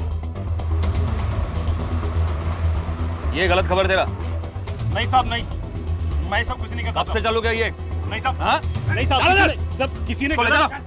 देख इसको, ध्यान से देख इसको। कौन है ये? देख, ये अर्जुन है साहब। अर्जुन है ये? हाँ हाँ हाँ। ये कौन है? ये कौन है? हाँ? नहीं साहब। अर्जुन को पहचानता है, अर्जुन को पहचानता है, लेकिन बाकी दूसरों को नहीं पहचानता। हाथ ले जा। जो पूछा है सीधे से जवाब देने का। अर्जुन का एड्रेस क्या है? एड्रेस नहीं पता साहब। फोन नंबर क्या है उसका? अब फोन नंबर पता है साहब। टाइप कर दे। हाँ, टाइप कर।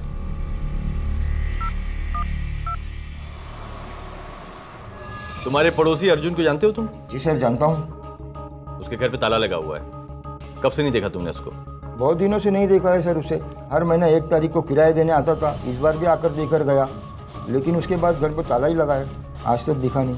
ठीक है, चल। सर ये 2 नंबर है जिनकी बार बार आपस में बात हो रही है सर। ये दोनों नंबर उन्हीं लड़कों के होंगे, लेकिन सवाल ये उठता है कि ये नंबर्स एक्टिव हैं या नहीं। सर मैं अभी फोन करता हूँ सर। नहीं राकेश नहीं, तुम्हारा नंबर फ्लैश होगा। मोबाइल कंपनी को फोन करो, पता करो ये नंबर्स एक्टिव हैं या नहीं, ठीक है? Yes sir. इनके एड्रेसेस पता करो और इनके लोकेशन ट्रेस करवाओ।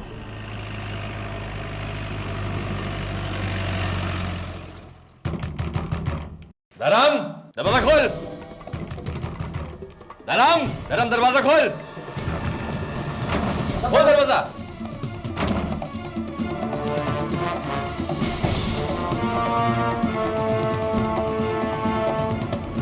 पकड़ रख उसको। चल। मैंने कुछ नहीं किया साहब। हाँ चल देखते हैं क्या। मेरी बात तो सुनिए साहब। हाँ, चल। साहब मैंने कुछ नहीं किया साहब। देखते साहब हैं मेरी क्या बात नहीं सुनिए। किया तूने।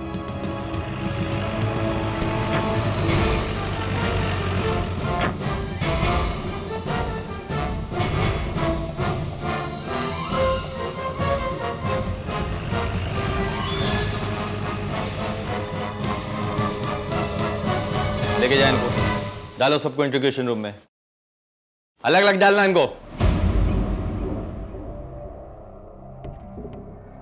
तेरे वो तीनों दोस्त हैं ना, मालूम है तेरे बारे में क्या बोला?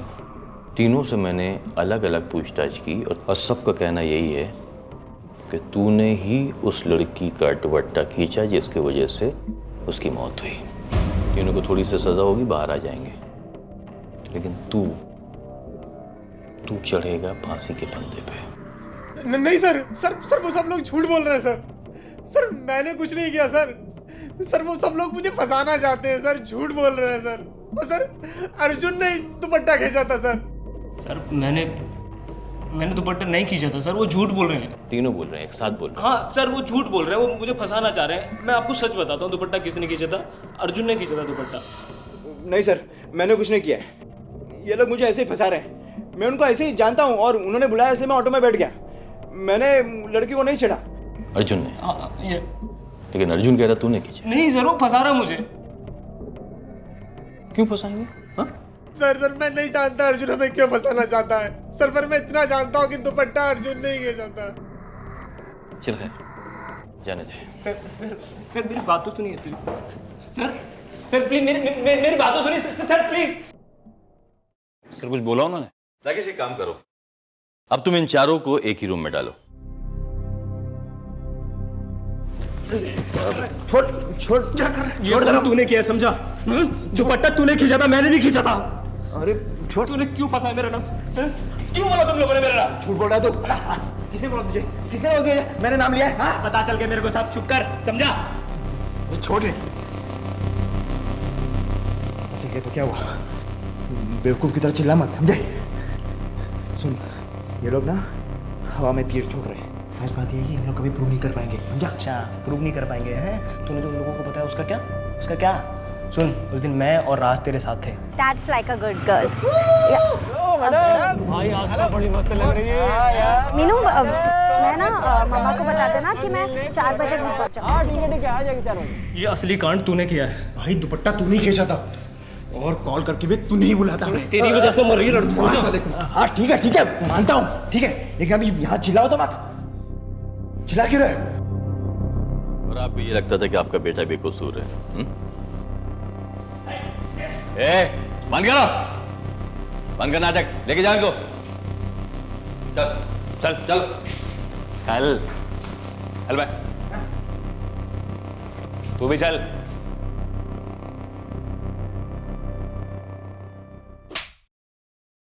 क्राइम पेट्रोल में आज अगले 2 घंटे में हम देखेंगे 2 वारदातें। बीच रोड में एक बिजनेसमैन की हत्या कर दी जाती है।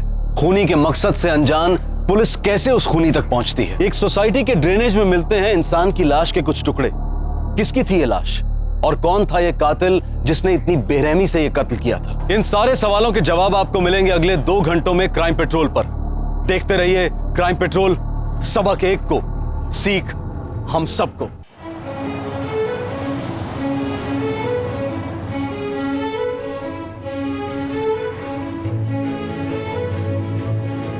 अच्छा सर ये बताओ, मम्मी कैसी है? गंदी है। अच्छा और पापा? पापा भी गंदे हैं। ओ अच्छा ये बताओ, दादू कैसे है? दादू अच्छे तो देखो दादू आपके लिए क्या लाए। ये देखो, अच्छा है, बलून है और एक बेबी बलून है ना?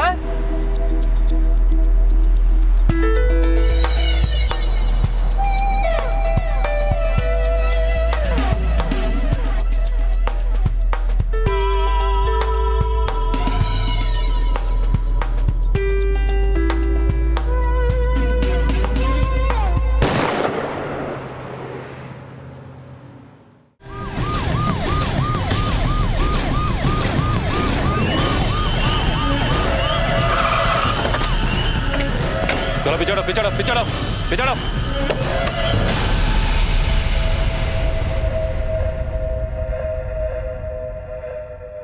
साहब मैंने ही आपको फोन किया था। मेरा नाम किरण है, मैं सेठ जी को जानता हूँ। सेठ जी के बेटे रौनक भैया के जिम्मे में काम करता हूँ और मैंने रौनक भैया को फोन कर दिया, वो आते ही होंगे। किसी को अटक करते भागते हुए देखा? नहीं साहब, किसी को नहीं देखा।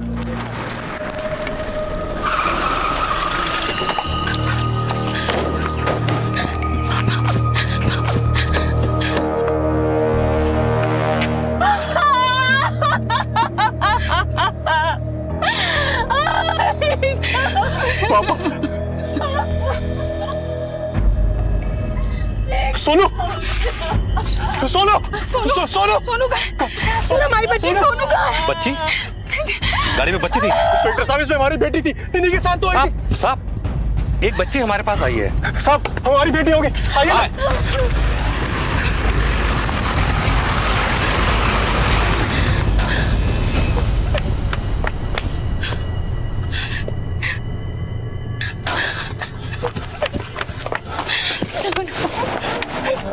यही आपकी बच्ची? जी इंस्पेक्टर साहब, आजा बेटा।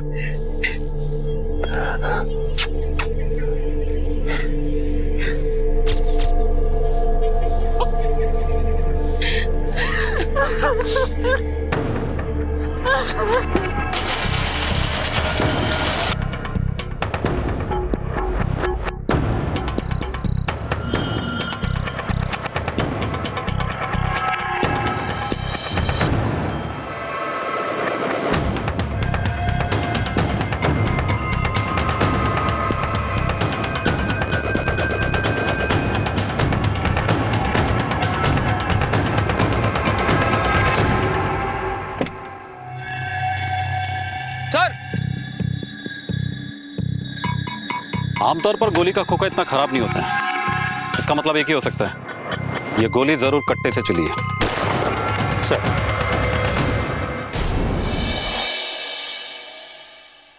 आरा बिहार के रहने वाले 65 वर्षीय प्रवीण सिन्हा, जो कि एक एलपीजी डिस्ट्रीब्यूटर थे और एक नामी व्यक्ति भी, उन्हें किसी ने उस वक्त मार दिया जब वो अपनी पोती को घुमाने निकले थे। एक मासूम बच्ची की आंखों के सामने उसके दादाजी की हत्या हो चुकी थी। उस छोटी सी बच्ची के मन पर एक ऐसी याद की छाप छप चुकी थी जिसे मिटा पाना शायद मुमकिन ना हो। गोली बहुत करीब से चलाई गई है और ये गोली इनके स्कल बोन में जाके अटक गई है, ये देखिए यहाँ ये। और मौत इनकी ऑन स्पॉट हो गई थी। टाइम होगा कोई शाम के 4:30 से 5:30 के बीच। बुलेट और क्राइम स्पॉट से मिले सेल को मैंने बैलिस्टिक डिपार्टमेंट पटना भेज दिया है। प्रवीण सिन्हा की कॉल डिटेल से कुछ मालूम पड़ा? ज्यादातर कॉल घर और ऑफिस के बीच में हुई है। ऐसी कोई कॉल नहीं है जिससे कोई लीड मिल सके। मगर सर, जैसा कि आपका कहना था कि गोली किसी देसी कट्टे से चली है, बैलिस्टिक रिपोर्ट के हिसाब से गोली 303 बोर के देसी कट्टे से चली है। किसी लोकल गैंगस्टर का काम लगता है सर। अगर ये अटैक किसी लोकल गैंगस्टर ने किया होता तो गाड़ी को जबरन रोका गया होता, लेकिन क्राइम लोकेशन पे गाड़ी को जबरन रोकने के हमें कोई भी निशान नहीं मिले। और सबसे बड़ी बात, कार के शीशे चढ़े हुए थे, कार का इग्निशन और एसी दोनों ऑन था। मतलब साफ है, प्रवीण सिन्हा को गोली गाड़ी रोककर ही मारी गई है। वैसे भी किसी अनजान आदमी के लिए प्रवीण सिन्हा गाड़ी क्यों रोकेगा तब जब उसकी पोती उसके साथ थी? वैसे उसकी पोती की हालत कैसी है? देखिए, बच्ची का बुखार अभी तक उतरा नहीं, लगता है वो काफी सदमे में है। मैंने जो दवाइयां दी हैं उसे समय समय पर देते रहिए। मुझे आज्ञा दीजिए। ठीक। एक बच्ची के सामने उसके दादा को मार डाला। अगर एक बार मुझे वो लोग मिल जाए, मैं मुजरिम जब जुर्म करता है ना तो कुछ सोचता नहीं है। वैसे अपने पिता के बारे में और कुछ बताएं। पापा पिछले 40 सालों से गैस एजेंसी चलाते हैं गोला मोहल्ला में। पापा की बहुत इज्जत है वहां पे और धर्म कर्म के मामले में भी हमेशा आगे रहते थे।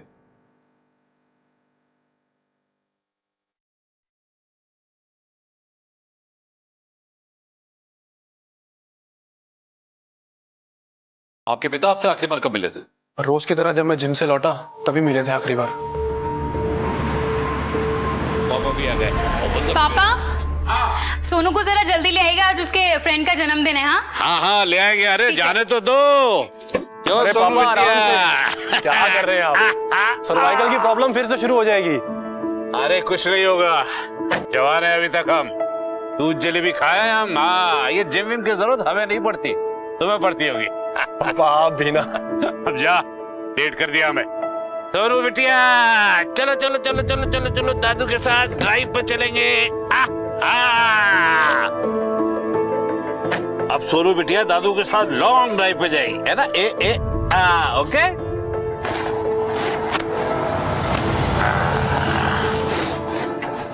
फिर करीबन आधे घंटे के बाद मुझे फोन आया। किरण मेरे जिम में काम करता है और उसी ने मुझे फोन किया। आपके पिता की कभी किसी से कोई दुश्मनी? नहीं सर, अगर ऐसी कोई बात होती तो वो परेशान होते, लेकिन वो तो बहुत खुश थे।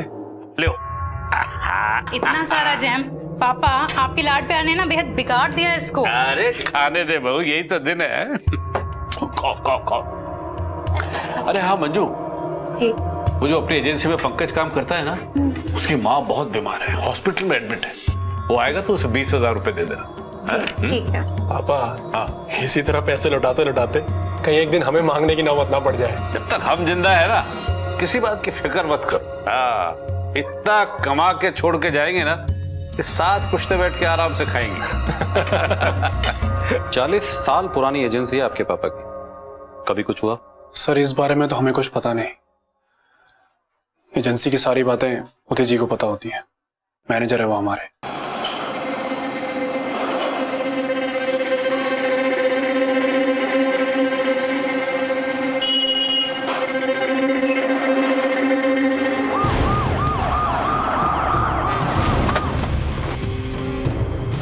एजेंसी तो ये लगती है।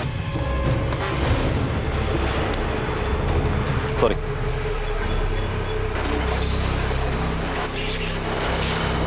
तो कहा ना साहब, ये सिलेंडर का नया स्टॉक आया था ना, इसलिए शटर थोड़ा सा खोल दिए। वैसे तुम्हारे सेठ जी कितने बजे तक बैठते थे एजेंसी में? सेठ जी तो 11 से 3 बजे तक ही बैठते थे, उसके बाद घर चले जाते थे। और एजेंसी जो है ना, वो शाम को 6:30 बजे तक खुली रहती है। और साहब हमको भी हादसा के बारे में रात को ही पता चला। क्यों? सेठ जी का बेटा रौनक एजेंसी में नहीं आता? नहीं साहब, उनका तो खुद का ही बिजनेस है। अच्छा, कितने कर्मचारी काम करते हैं यहाँ? और कल किसी कर्मचारी ने कोई छुट्टी ली हो या फिर कोई जल्दी चला गया हो? कल तो सब 6:30 बजे ही गए थे। और हाँ साहब, हमारे एजेंसी में जितने लोग भी काम करते हैं ना, वो सब पुराने लोग हैं। कोई 15 साल से है, कोई 10 साल से है। हमको भी यहाँ काम करते हुए 7 साल हो गया है साहब। अरे इतने सालों पुरानी एजेंसी है, आज नहीं हुआ, कल नहीं हुआ, 1 साल पहले, 2 साल पहले। 2 साल पहले? हाँ साहब, 2 साल पहले सेठ जी का बबलू नाम के गुंडा के साथ झगड़ा हुआ था। सेठ, अच्छा नहीं किया तूने हमारे साथ, हमारे बाप को नौकरी से निकाल दिया। हाँ, देखना एक दिन ताला लगवाऊंगा यहाँ। देखो, तुम्हारे पिताजी यहाँ पे शराब पी के काम पे आते हैं, मुझे धमकाने के बजाय अपने पिताजी का इलाज करो। इलाज तो हम तुम्हारा करेंगे, तुम भी याद रखेगा, और तुम्हारा खानदान में। देखो, ऐसे गुस्से से काम नहीं चलता है, शांति से काम लो, सब ठीक हो जाएगा, समझे? अपने पिताजी का इलाज कराओ। अरे अरे क्या करो?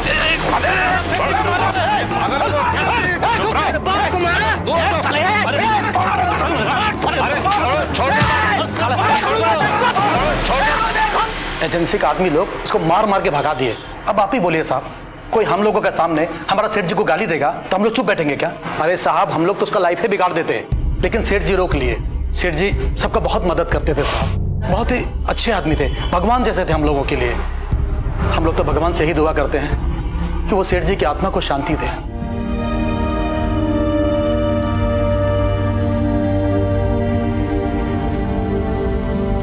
सर ये है बबलू, इसका बाप दारू की वजह से मर गया।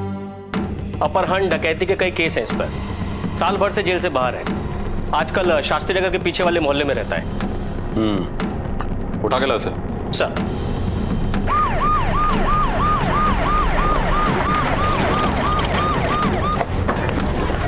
सर यही है बबलू का घर। अरे क्या कर रहे हैं साहब? अरे बड़ा बाबू, देखिए हम सुधर गए बड़ा बाबू, हमने सब, मैडम जी हमने सब गलत धंधा छोड़ दिया। मैडम जी काहे के लिए सब करेंगे? मैडम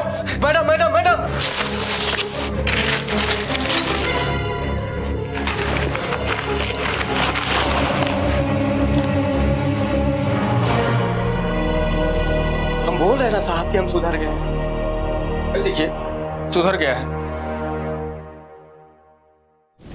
बैलिस्टिक रिपोर्ट के हिसाब से गोली 303 बोर के देसी कट्टे से चली है। लेके चलो इसको। साहब हम बोल रहा हूँ ना, सब गलत धंधा छोड़ दिया साहब। वो कट्टा भी पुराना है साहब। माँ कसम साहब, वो चलता भी नहीं है साहब। बेवकूफ समझा हमको? ऐसा कट्टा 2-3 फायर में खराब हो जाता है। तूने फायर किया होगा, उसके बाद बंद पड़ा होगा कट्टा। हमारी बच्ची की कसम साहब, हमने कुछ नहीं किया है। बच्ची की कसम खाता है? एक छोटी सी बच्ची है तेरी, और एक छोटी सी बच्ची के सामने तूने उसके दादा को मार दिया। साले हाथ नहीं कांपे तेरे, हाथ नहीं कांपे। सुपारी ली? नहीं साहब। कि बदला लेने के लिए मारा? नहीं साहब, हमने नहीं साहब। ऐसा नहीं बताएगा तू? साहब कुछ नहीं किया साहब। सर ये बबलू का तो एक ही रिकॉर्ड बज रहा है सर। उसे इतना मारो कि सारे के सारे रिकॉर्ड टूट जाएं। सर लेकिन सर अगर बबलू ने प्रवीण सिन्हा का मर्डर किया है तो हो सकता है उस बच्ची ने उसे देखा हो, वो उसे पहचान सकती है सर।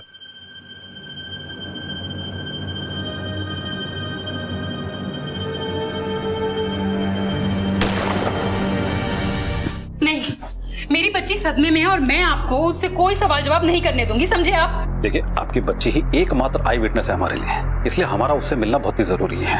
आप समझने की कोशिश कीजिए। आप समझे ना? वो क्यों समझाएंगे?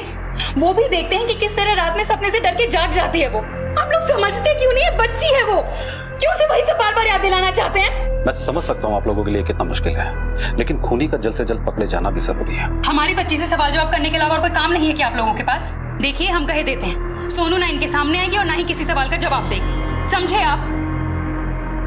सॉरी इंस्पेक्टर साहब, इस वक्त मैं आपको उससे मिलने की परमिशन नहीं दे सकता। और डॉक्टर साहब ने मना किया है, बच्ची अभी तनाव में है और पहले उसके सदमे से बाहर आना बहुत जरूरी है। लेकिन देखिए, अगर आप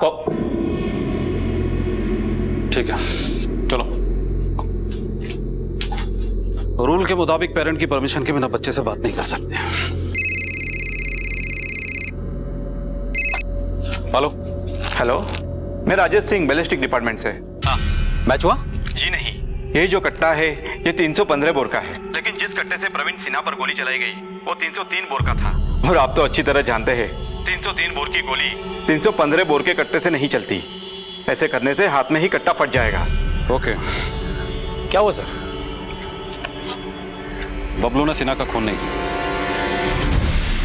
10 दिन बीत चुके थे और अब तक पुलिस के हाथ ना कोई सुराग लगा था और ना ही खून का मकसद। एक इंसान जिसकी किसी से कोई दुश्मनी नहीं थी, जिसकी सब लोग बहुत इज्जत करते थे, देवता मानते थे जिसे, आखिरकार उस इंसान को किसी ने इस तरह से क्यों खत्म किया होगा? केस का कोई सिरा हाथ नहीं आया तो पुलिस ने नए सिरे से क्राइम सीन को रिक्रिएट किया। सामने बस्ती है और यहाँ पर यह बंगला जो काफी दिनों से बंद पड़ा है, और उधर ये मंदिर। लेकिन सड़क का यह सिरा ऐसी जगह है जहां पर लोगों का आना जाना बहुत ही कम है।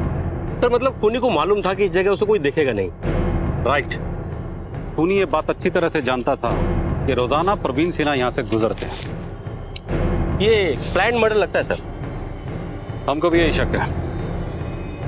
ये काम किसी ऐसे आदमी का है जो प्रवीण सिन्हा को पहले से अच्छी तरह जानता था, जो प्रवीण सिन्हा की गाड़ी की पिछली सीट पर बैठा था और मौका देखकर उसने गन पॉइंट पे गाड़ी रुकवाई और प्रवीण सिन्हा को गोली मारकर यहां से फरार हो गया। लेकिन सर अगर गाड़ी को गन पॉइंट पर रुकवाया गया होता तो प्रवीण सिन्हा का गाड़ी के स्टीयरिंग पे कंट्रोल नहीं होता, जिससे गाड़ी के टायर के स्क्रैच मार्क्स सड़क पर होते। ऐसे कोई मार्क्स तो हमें यहाँ मिले नहीं। सर यहाँ पे कोई स्क्रैच का मार्क नहीं है सर, लेकिन गाड़ी को देखकर ऐसा लगता है कि किसी जान पहचान वाले आदमी ने ही गाड़ी को रुकवाया। हो सकता है गाड़ी को किसी जान पहचान वाले ने ही रुकवाया। एक काम करते हैं, पुलिस स्टेशन चलते हैं और सारे सबूतों को फिर से रीचेक करते हैं। चलो सर।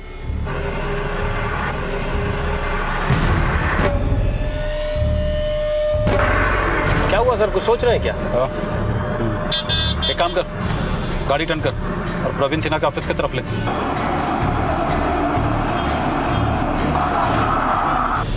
नमस्ते सर। अच्छा, जब हम पिछली बार जांच के लिए आए थे तब एक 16-17 साल की लड़की हमसे टकराई थी। लड़की? कौन सी लड़की साहब?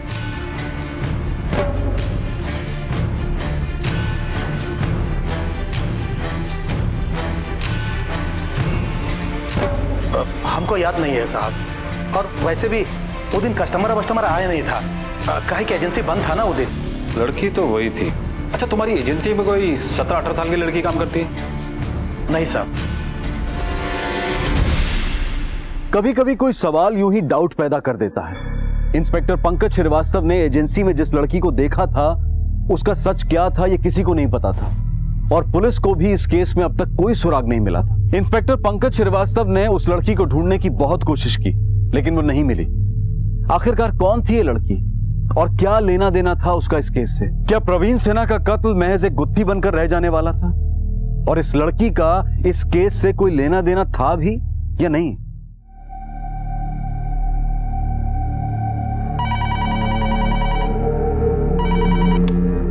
हेलो, इनके बारे में कुछ पता चला क्या भाई साहब? कुछ पता नहीं चला। देखिए, हम आपको बोले हैं ना कि हमको रोज रोज फोन मत कीजिए। देखिए, हम खुद बहुत परेशान हैं। हर दूसरा दिन पुलिस आ जाती है और अब हम मौत कोने बकरा नहीं चाहते हैं। शुक्र मनाइए पुलिस को भनक नहीं लगी, नहीं तो आपके पीछे पड़ जाते और हमारा जीना मुश्किल हो जाता। रखते हैं।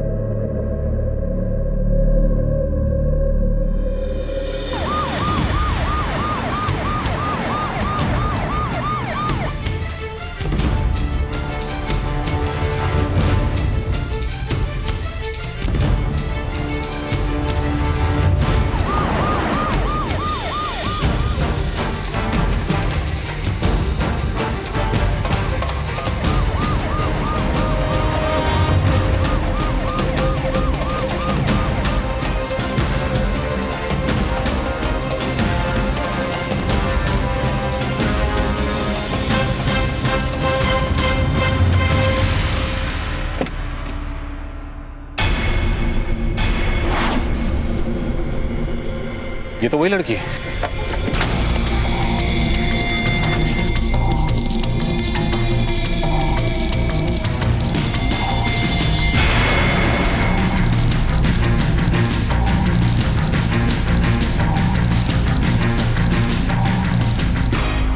क्या हुआ?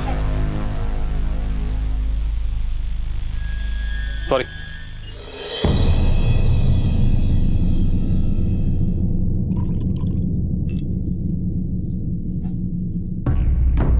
अरे श्रुति बेटा कैसे हो? ठीक हो चाचा जी।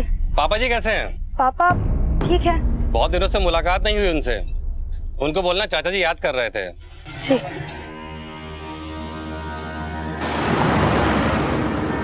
मुझे लगता है उस लड़की का इस केस से कोई ना कोई संबंध तो जरूर है। बहुत ही अहम कड़ी है वो लड़की। एक काम करते हैं, मैंने जिस एरिया में उसे देखा था वहीं चलकर उसे ढूंढते हैं। हो सकता है शायद वो वहीं कहीं मिल जाए। एक मिनट। ये तो वही लड़की है। सर वो ऑटो तो जा रहा है। एक मिनट। चल।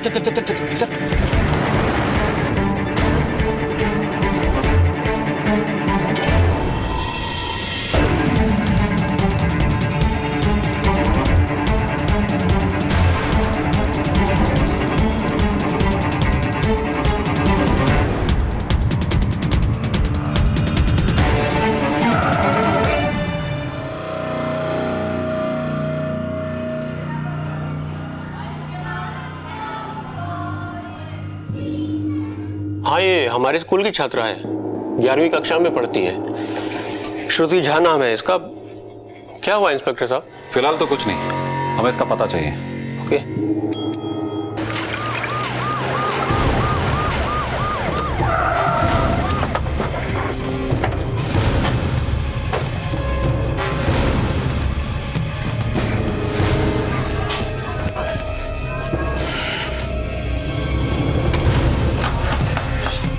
यहाँ पर तो कोई भी नहीं है। लेकिन सर प्रवीण सिन्हा का जहाँ मर्डर हुआ वो जगह यहाँ से बहुत नजदीक है। वही तो, घटना स्थल यहाँ से नजदीक है और उस लड़की श्रुति झा का प्रवीण सिन्हा के ऑफिस के बाहर दिखाई देना है और क्राइम लोकेशन में मुझे उसका दिखाई देना है। पता नहीं शुक्ला, मुझे ऐसा क्यों लग रहा है कि इस लड़की का कोई ना कोई कनेक्शन इस केस से जरूर है।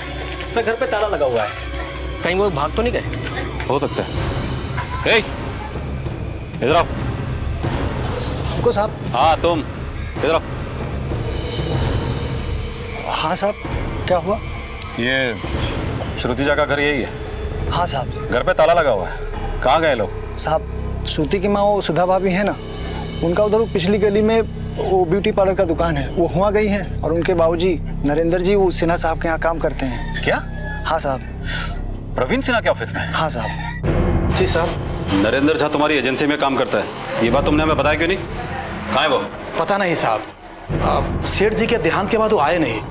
अब कहा है ना साहब, सेठ जी के साथ उनका फैमिली जैसा रिलेशन है, तो हम सोचे कि वो भी सदमे में होंगे। 2 हफ्ते से एक आदमी काम पे नहीं है और तुम ये सोचकर बैठ गए कि वो आदमी सदमे में है। ढूंढने की कोशिश नहीं की? साहब वो उनकी पत्नी का फोन आया था साहब। कई बार फोन किए साहब एजेंसी में, लेकिन उनका कुछ पता ही नहीं चला।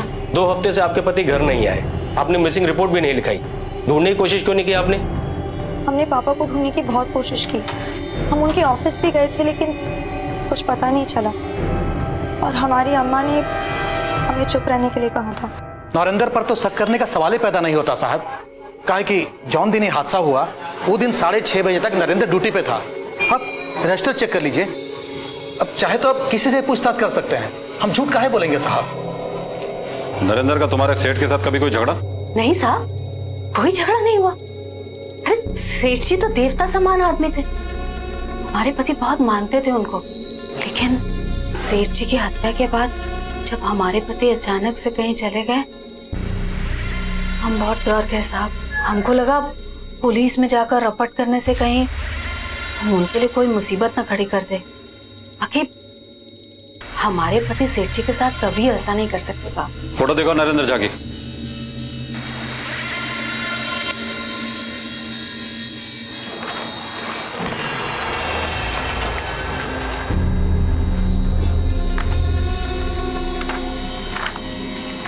ये देखिए सर।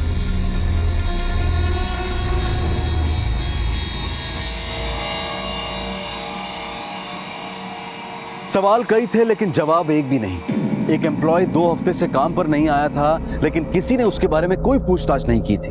उसकी फैमिली ने पुलिस में शिकायत नहीं दर्ज की थी। क्यों? जिस दिन खून हुआ उस दिन वो ड्यूटी पर था, फिर वो गायब हुआ। क्यों? एक और चेहरा पुलिस के नक्शे पर उभरा था। क्या था इस चेहरे का सच? शायद अब कई गड़े मुर्दे बाहर आने वाले थे और कई चेहरों पर से नकाब उतरने वाला था।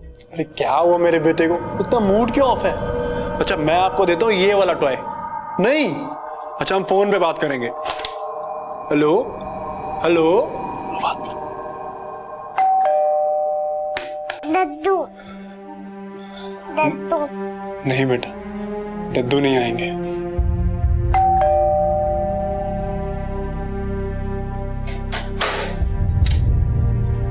जी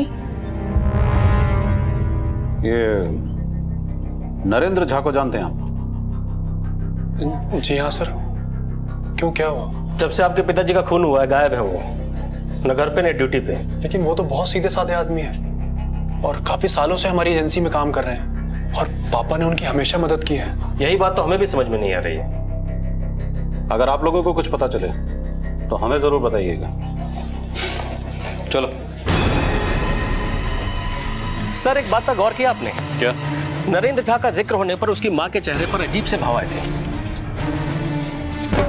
नरेंद्र झा को जानते हैं? सर कुछ तो है जो हर कोई हमसे छुपा रहा है।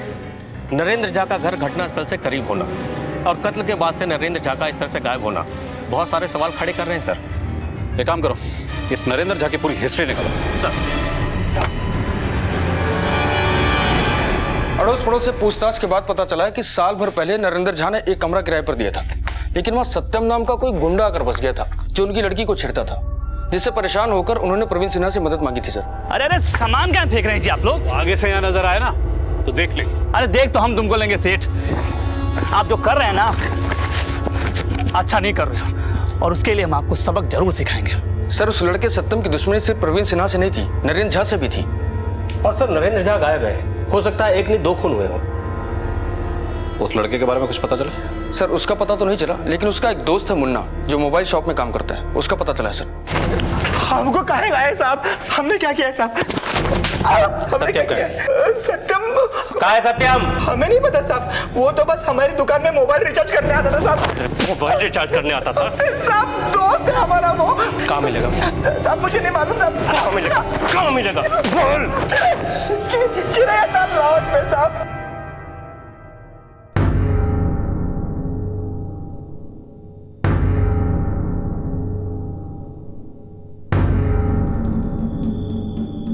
हाँ सर, मुन्ना सच बोल रहा था। लौंडा उसी लॉज में रुका है, चिरैया ताल लॉज। हर 2-3 घंटा में बाहर आता है फोन करने के लिए मोड़ पर और बूथ से कॉल करके फिर अंदर चला जाता है साहब। ठीक है, अगर भागने की कोशिश करे तो उसे धर लेना। सर सत्यम के मोबाइल फोन की कॉल डिटेल्स में एक बात गौर करने जैसी है। जिस दिन प्रवीण सिन्हा का मर्डर हुआ उस दिन इसके फोन से एक ही कॉल गया था, वो भी इस नंबर पे। ओह, इसका मतलब दोनों में साथ साथ खिचड़ी पक रही थी। चलो।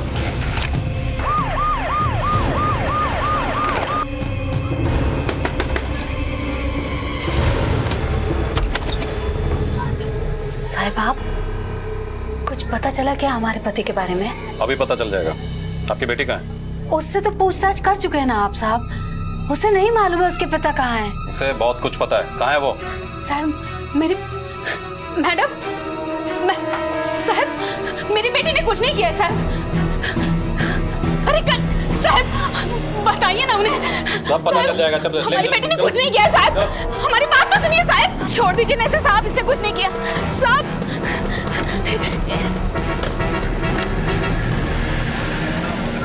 हमारी बेटी बेकसूर है साहब। आप हमारी बात पर विश्वास क्यों नहीं कर रहे? एक मिनट। प्रवीण सिन्हा का जिस दिन कत्ल हुआ उस दिन तुम्हारे मोबाइल से सिर्फ एक कॉल हुआ था, वो भी सिर्फ इस लड़की के मोबाइल पे। और पीसीओ से भी जितने कॉल किए गए थे इसी लड़की के मोबाइल पे आए थे। यही लड़का है सारे आफत की जड़ साहब। सेठ जी का खून भी इसी ने किया है। अरे हमारी बेटी के पीछे पड़ा हुआ था ये, जब तक मुझसे फोन करके परेशान करता था साहब। और इसी कारण हमारे पति और सेठ जी के साथ झगड़ा हुआ था इसका साहब। नहीं माँ, सत्यम जिम्मेदार नहीं है। प्रवीण सिन्हा के खून का प्लान हमारा था। श्रुति, क्या बोल रही है बेटा तू? हाँ? माँ, दलदल में तो उतर ही चुके हैं हम। आप कोशिश करने का क्या फायदा? जितना भी कोशिश करेंगे उतना ही ढसते जाएंगे। इंस्पेक्टर साहब, ये सब हमने किया है और हमें किसी भी चीज का कोई पछतावा नहीं है। नहीं बेटा, तेरी कोई गलती नहीं है। असली कसूरवार तो हम हैं। 12 साल पहले की बात है साहिब। श्रुति तब सिर्फ 5 साल की थी। नरेंद्र, काम चाहते हो? हाँ मालिक, बहुत जरूरत है। अब आप बीवी बच्चा का हालत तो देख ही रहे हैं। खाने के लाले पड़े हैं साहब, काम पे रख लीजिए। ठीक है ठीक है, कल से ही काम पे आ जाओ। बहुत बहुत मेहरबानी साहब। और हाँ, कभी भी किसी चीज की जरूरत हो ना तो हमें बता देना, संकोच मत करना। बहुत बहुत धन्यवाद साहब, बहुत बहुत शुक्रिया। नमस्ते करो साहब। पता नहीं था साहब, सेठ जी के उपकार की क्या कीमत चुकानी पड़ेगी। एक दिन सेठ जी घर पर आए जब मेरे पति घर पर नहीं थे। आए साहब आप, नमस्ते नमस्ते। ये तो घर पर है नहीं। हाँ पता है, काम पर है। मुझे आपसे ही मिलना था जी। सोचा आपस में बैठ के बातचीत कर लेते। आपके पति ने बताया कि आपने ब्यूटिशियन का कोर्स किया है, फिर घर पे क्यों बैठी रहती? और क्या करें हम साहब? अरे हम तुम्हारे लिए पार्लर खोल देते। ये तो बहुत ही अच्छी बात है, लेकिन सेठ जी इसके लिए पैसे कहाँ से आएंगे? वो सब हमारी जिम्मेदारी, बस हमारा थोड़ा ख्याल रखना होगा, समझी? सोच लो सुधा एक बार। हम जिंदगी बना भी सकते हैं और जिंदगी बिगाड़ भी सकते हैं। तुम्हारे पति की अगर नौकरी चली गई तो फिर दर दर भटकना होगा। हालात ऐसे थे कि झुकना पड़ा। एक दिन जो झुके तो फिर सर उठाकर जीना कहाँ होता है साहब। एक दिन जो हुआ वो रोज रोज होने लगा। हमारे पति के जानने के बाद भी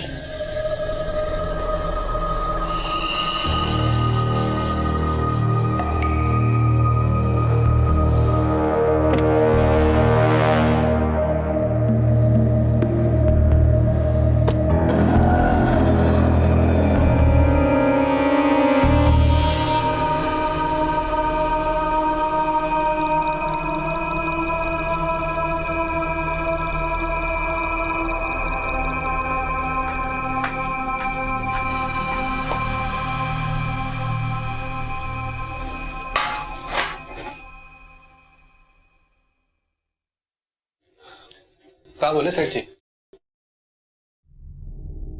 ब्यूटी पार्लर खोलने में बहुत देर हो रहा है। बोले हैं जल्दी खुलवा देंगे। काहे कि नया काम शुरू हो जाएगा तो 4 पैसा ज्यादा घर में आएगा। हमारे काम से खुश हैं सेठ जी। लगता है तुम्हारे काम से भी खुश हैं। अब सब कुछ तुम्हारे ही हाथ में है। खुश रखना उनको। एक बार जो शर्म का पर्दा उठा तो फिर परसों तक उनका घर में आना चलता रहा।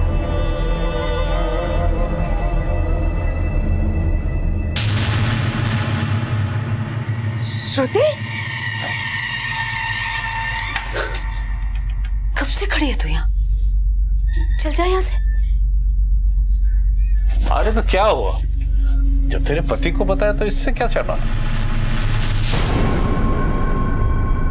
तो तुम्हारी माँ का जो शोषण चल रहा था उसका बदला लिया तुमने इस गुंडे के साथ मिलकर। गुंडा नहीं है सत्यम, प्यार करता है हमसे, सच्चा प्यार। अरे गुंडा तो वो था, वो सेठ। जिंदा रहने के लायक नहीं था वो। धर्म कर्म के मामले में भी हमेशा आगे रहते थे। बहुत ही अच्छे आदमी थे, भगवान जैसे थे हम लोगों के लिए। नरेंद्र झा को जानते हैं आप? सेठ जी तो देवता समान आदमी थे।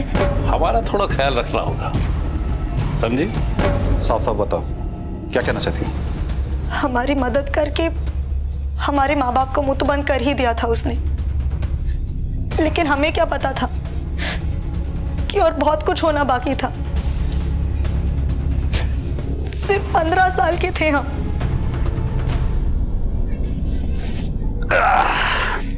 थकी थकी सी लगती हो, मजा नहीं आता है। जी? हाँ, तुम्हारी बेटी जवान हो गई। क्या कह रहे साहब जी आप? हाँ? अभी 15 साल की हुई है वो। कच्ची है लेकिन मन को अच्छी लगी। नहीं साहब जी, उसके साथ हम ऐसा नहीं होने देंगे। आप जो कहेंगे ना साहब जी, हम वो करेंगे। लेकिन उसे छोड़ दो साहब जी। सोच लो, एक बार अच्छी तरह से सोच लो। ये सब कुछ है ना तुम्हारे पास, एक पल में निकल जाएगा। कल फिर आएंगे हम, उसे राजी करके रखना।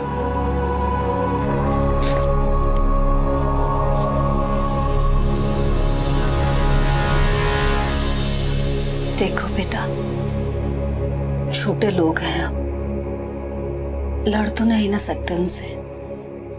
आप चाहते क्या है हमसे? बेटा हम अपने आप से घिन आने लगी थी हमें। हमने तंग आकर अपने आप को मारने की भी कोशिश की, लेकिन नहीं मरे हम। 2 साल से यही जारी था। फिर एक दिन सत्यम हमारी जिंदगी में आया और हमें जीने की एक नई वजह मिल गई। प्यार करने लगे थे हम सत्यम से, लेकिन ये बात सेठ जी को बर्दाश्त नहीं हुई और उन्होंने एक दिन। अरे अरे, सामान क्या फेंक रहे हैं जी आप लोग? आगे से यहाँ नजर आए ना तो देख ले। अरे देख तो हम तुमको लेंगे सेठ। आप जो कर रहे हैं ना, अच्छा नहीं कर रहे हो, और उसके लिए हम आपको सबक जरूर सिखाएंगे। हमारा एक ही सहारा था और वो भी सेठ जी ने हमसे छीन लिया। लेकिन उस दिन हमने देखा कि सत्यम ने हमारे लिए किस तरह से बात की सेठ जी से, और हमें भरोसा हो गया कि सत्यम हमारे लिए कुछ भी करेगा। उसी समय हमने तय कर लिया कि हम सेठ जी को रास्ते से हटा देंगे। सेठ जी हर शाम अपनी पोती को लेकर निकलते थे। हमें पता था कि वो हमारे लिए गाड़ी जरूर रोकेंगे, तो हमने तय कर लिया कि उसे रास्ते में ही रोककर खत्म कर देंगे।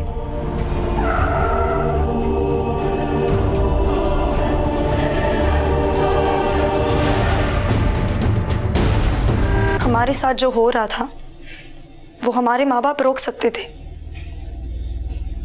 पुलिस तक जा सकते थे, लेकिन उन्होंने तो घुटने टेक दिए थे। इसलिए हमने फैसला किया और उसे अंजाम भी दिया। सत्यम, तुम ना थोड़ी दिन लॉज में ही छिपे रहना। मामला ठंडा होते ही हम तुम्हें यहाँ बुला लेंगे। क्या कर रही हो तुम? हाँ?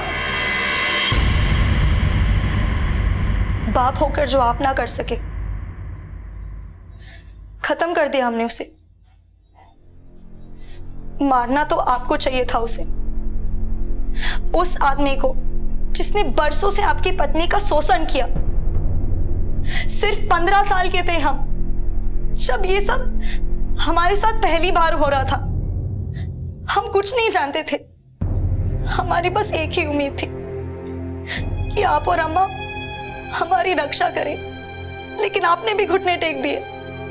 अरे आपसे तो बेहतर वो सत्यम है जिसके साथ हमारा कोई रिश्ता नहीं है, फिर भी वो हमारे लिए जान पे खेल गया। हमें अपने किए पर कोई पछतावा नहीं है। ले जाओ।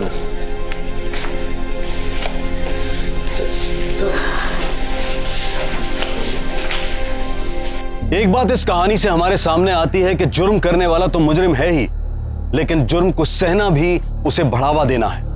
अब आपके सामने आएगा हमारा अगला एपिसोड। मुंबई की एक सोसाइटी के ड्रेनेज सिस्टम में एक इंसान के शरीर के कुछ अंग मिले। किसका था यह शरीर? किसकी मौत हुई थी? और कौन था वो कातिल जिसने इतनी बेरहमी से किसी की जान ली थी? देखिए क्राइम पेट्रोल का अगला एपिसोड। क्राइम पेट्रोल के और भी दिलचस्प कहानी देखने के लिए हमारे चैनल को सब्सक्राइब करें और बेल आइकॉन दबाना न भूलें।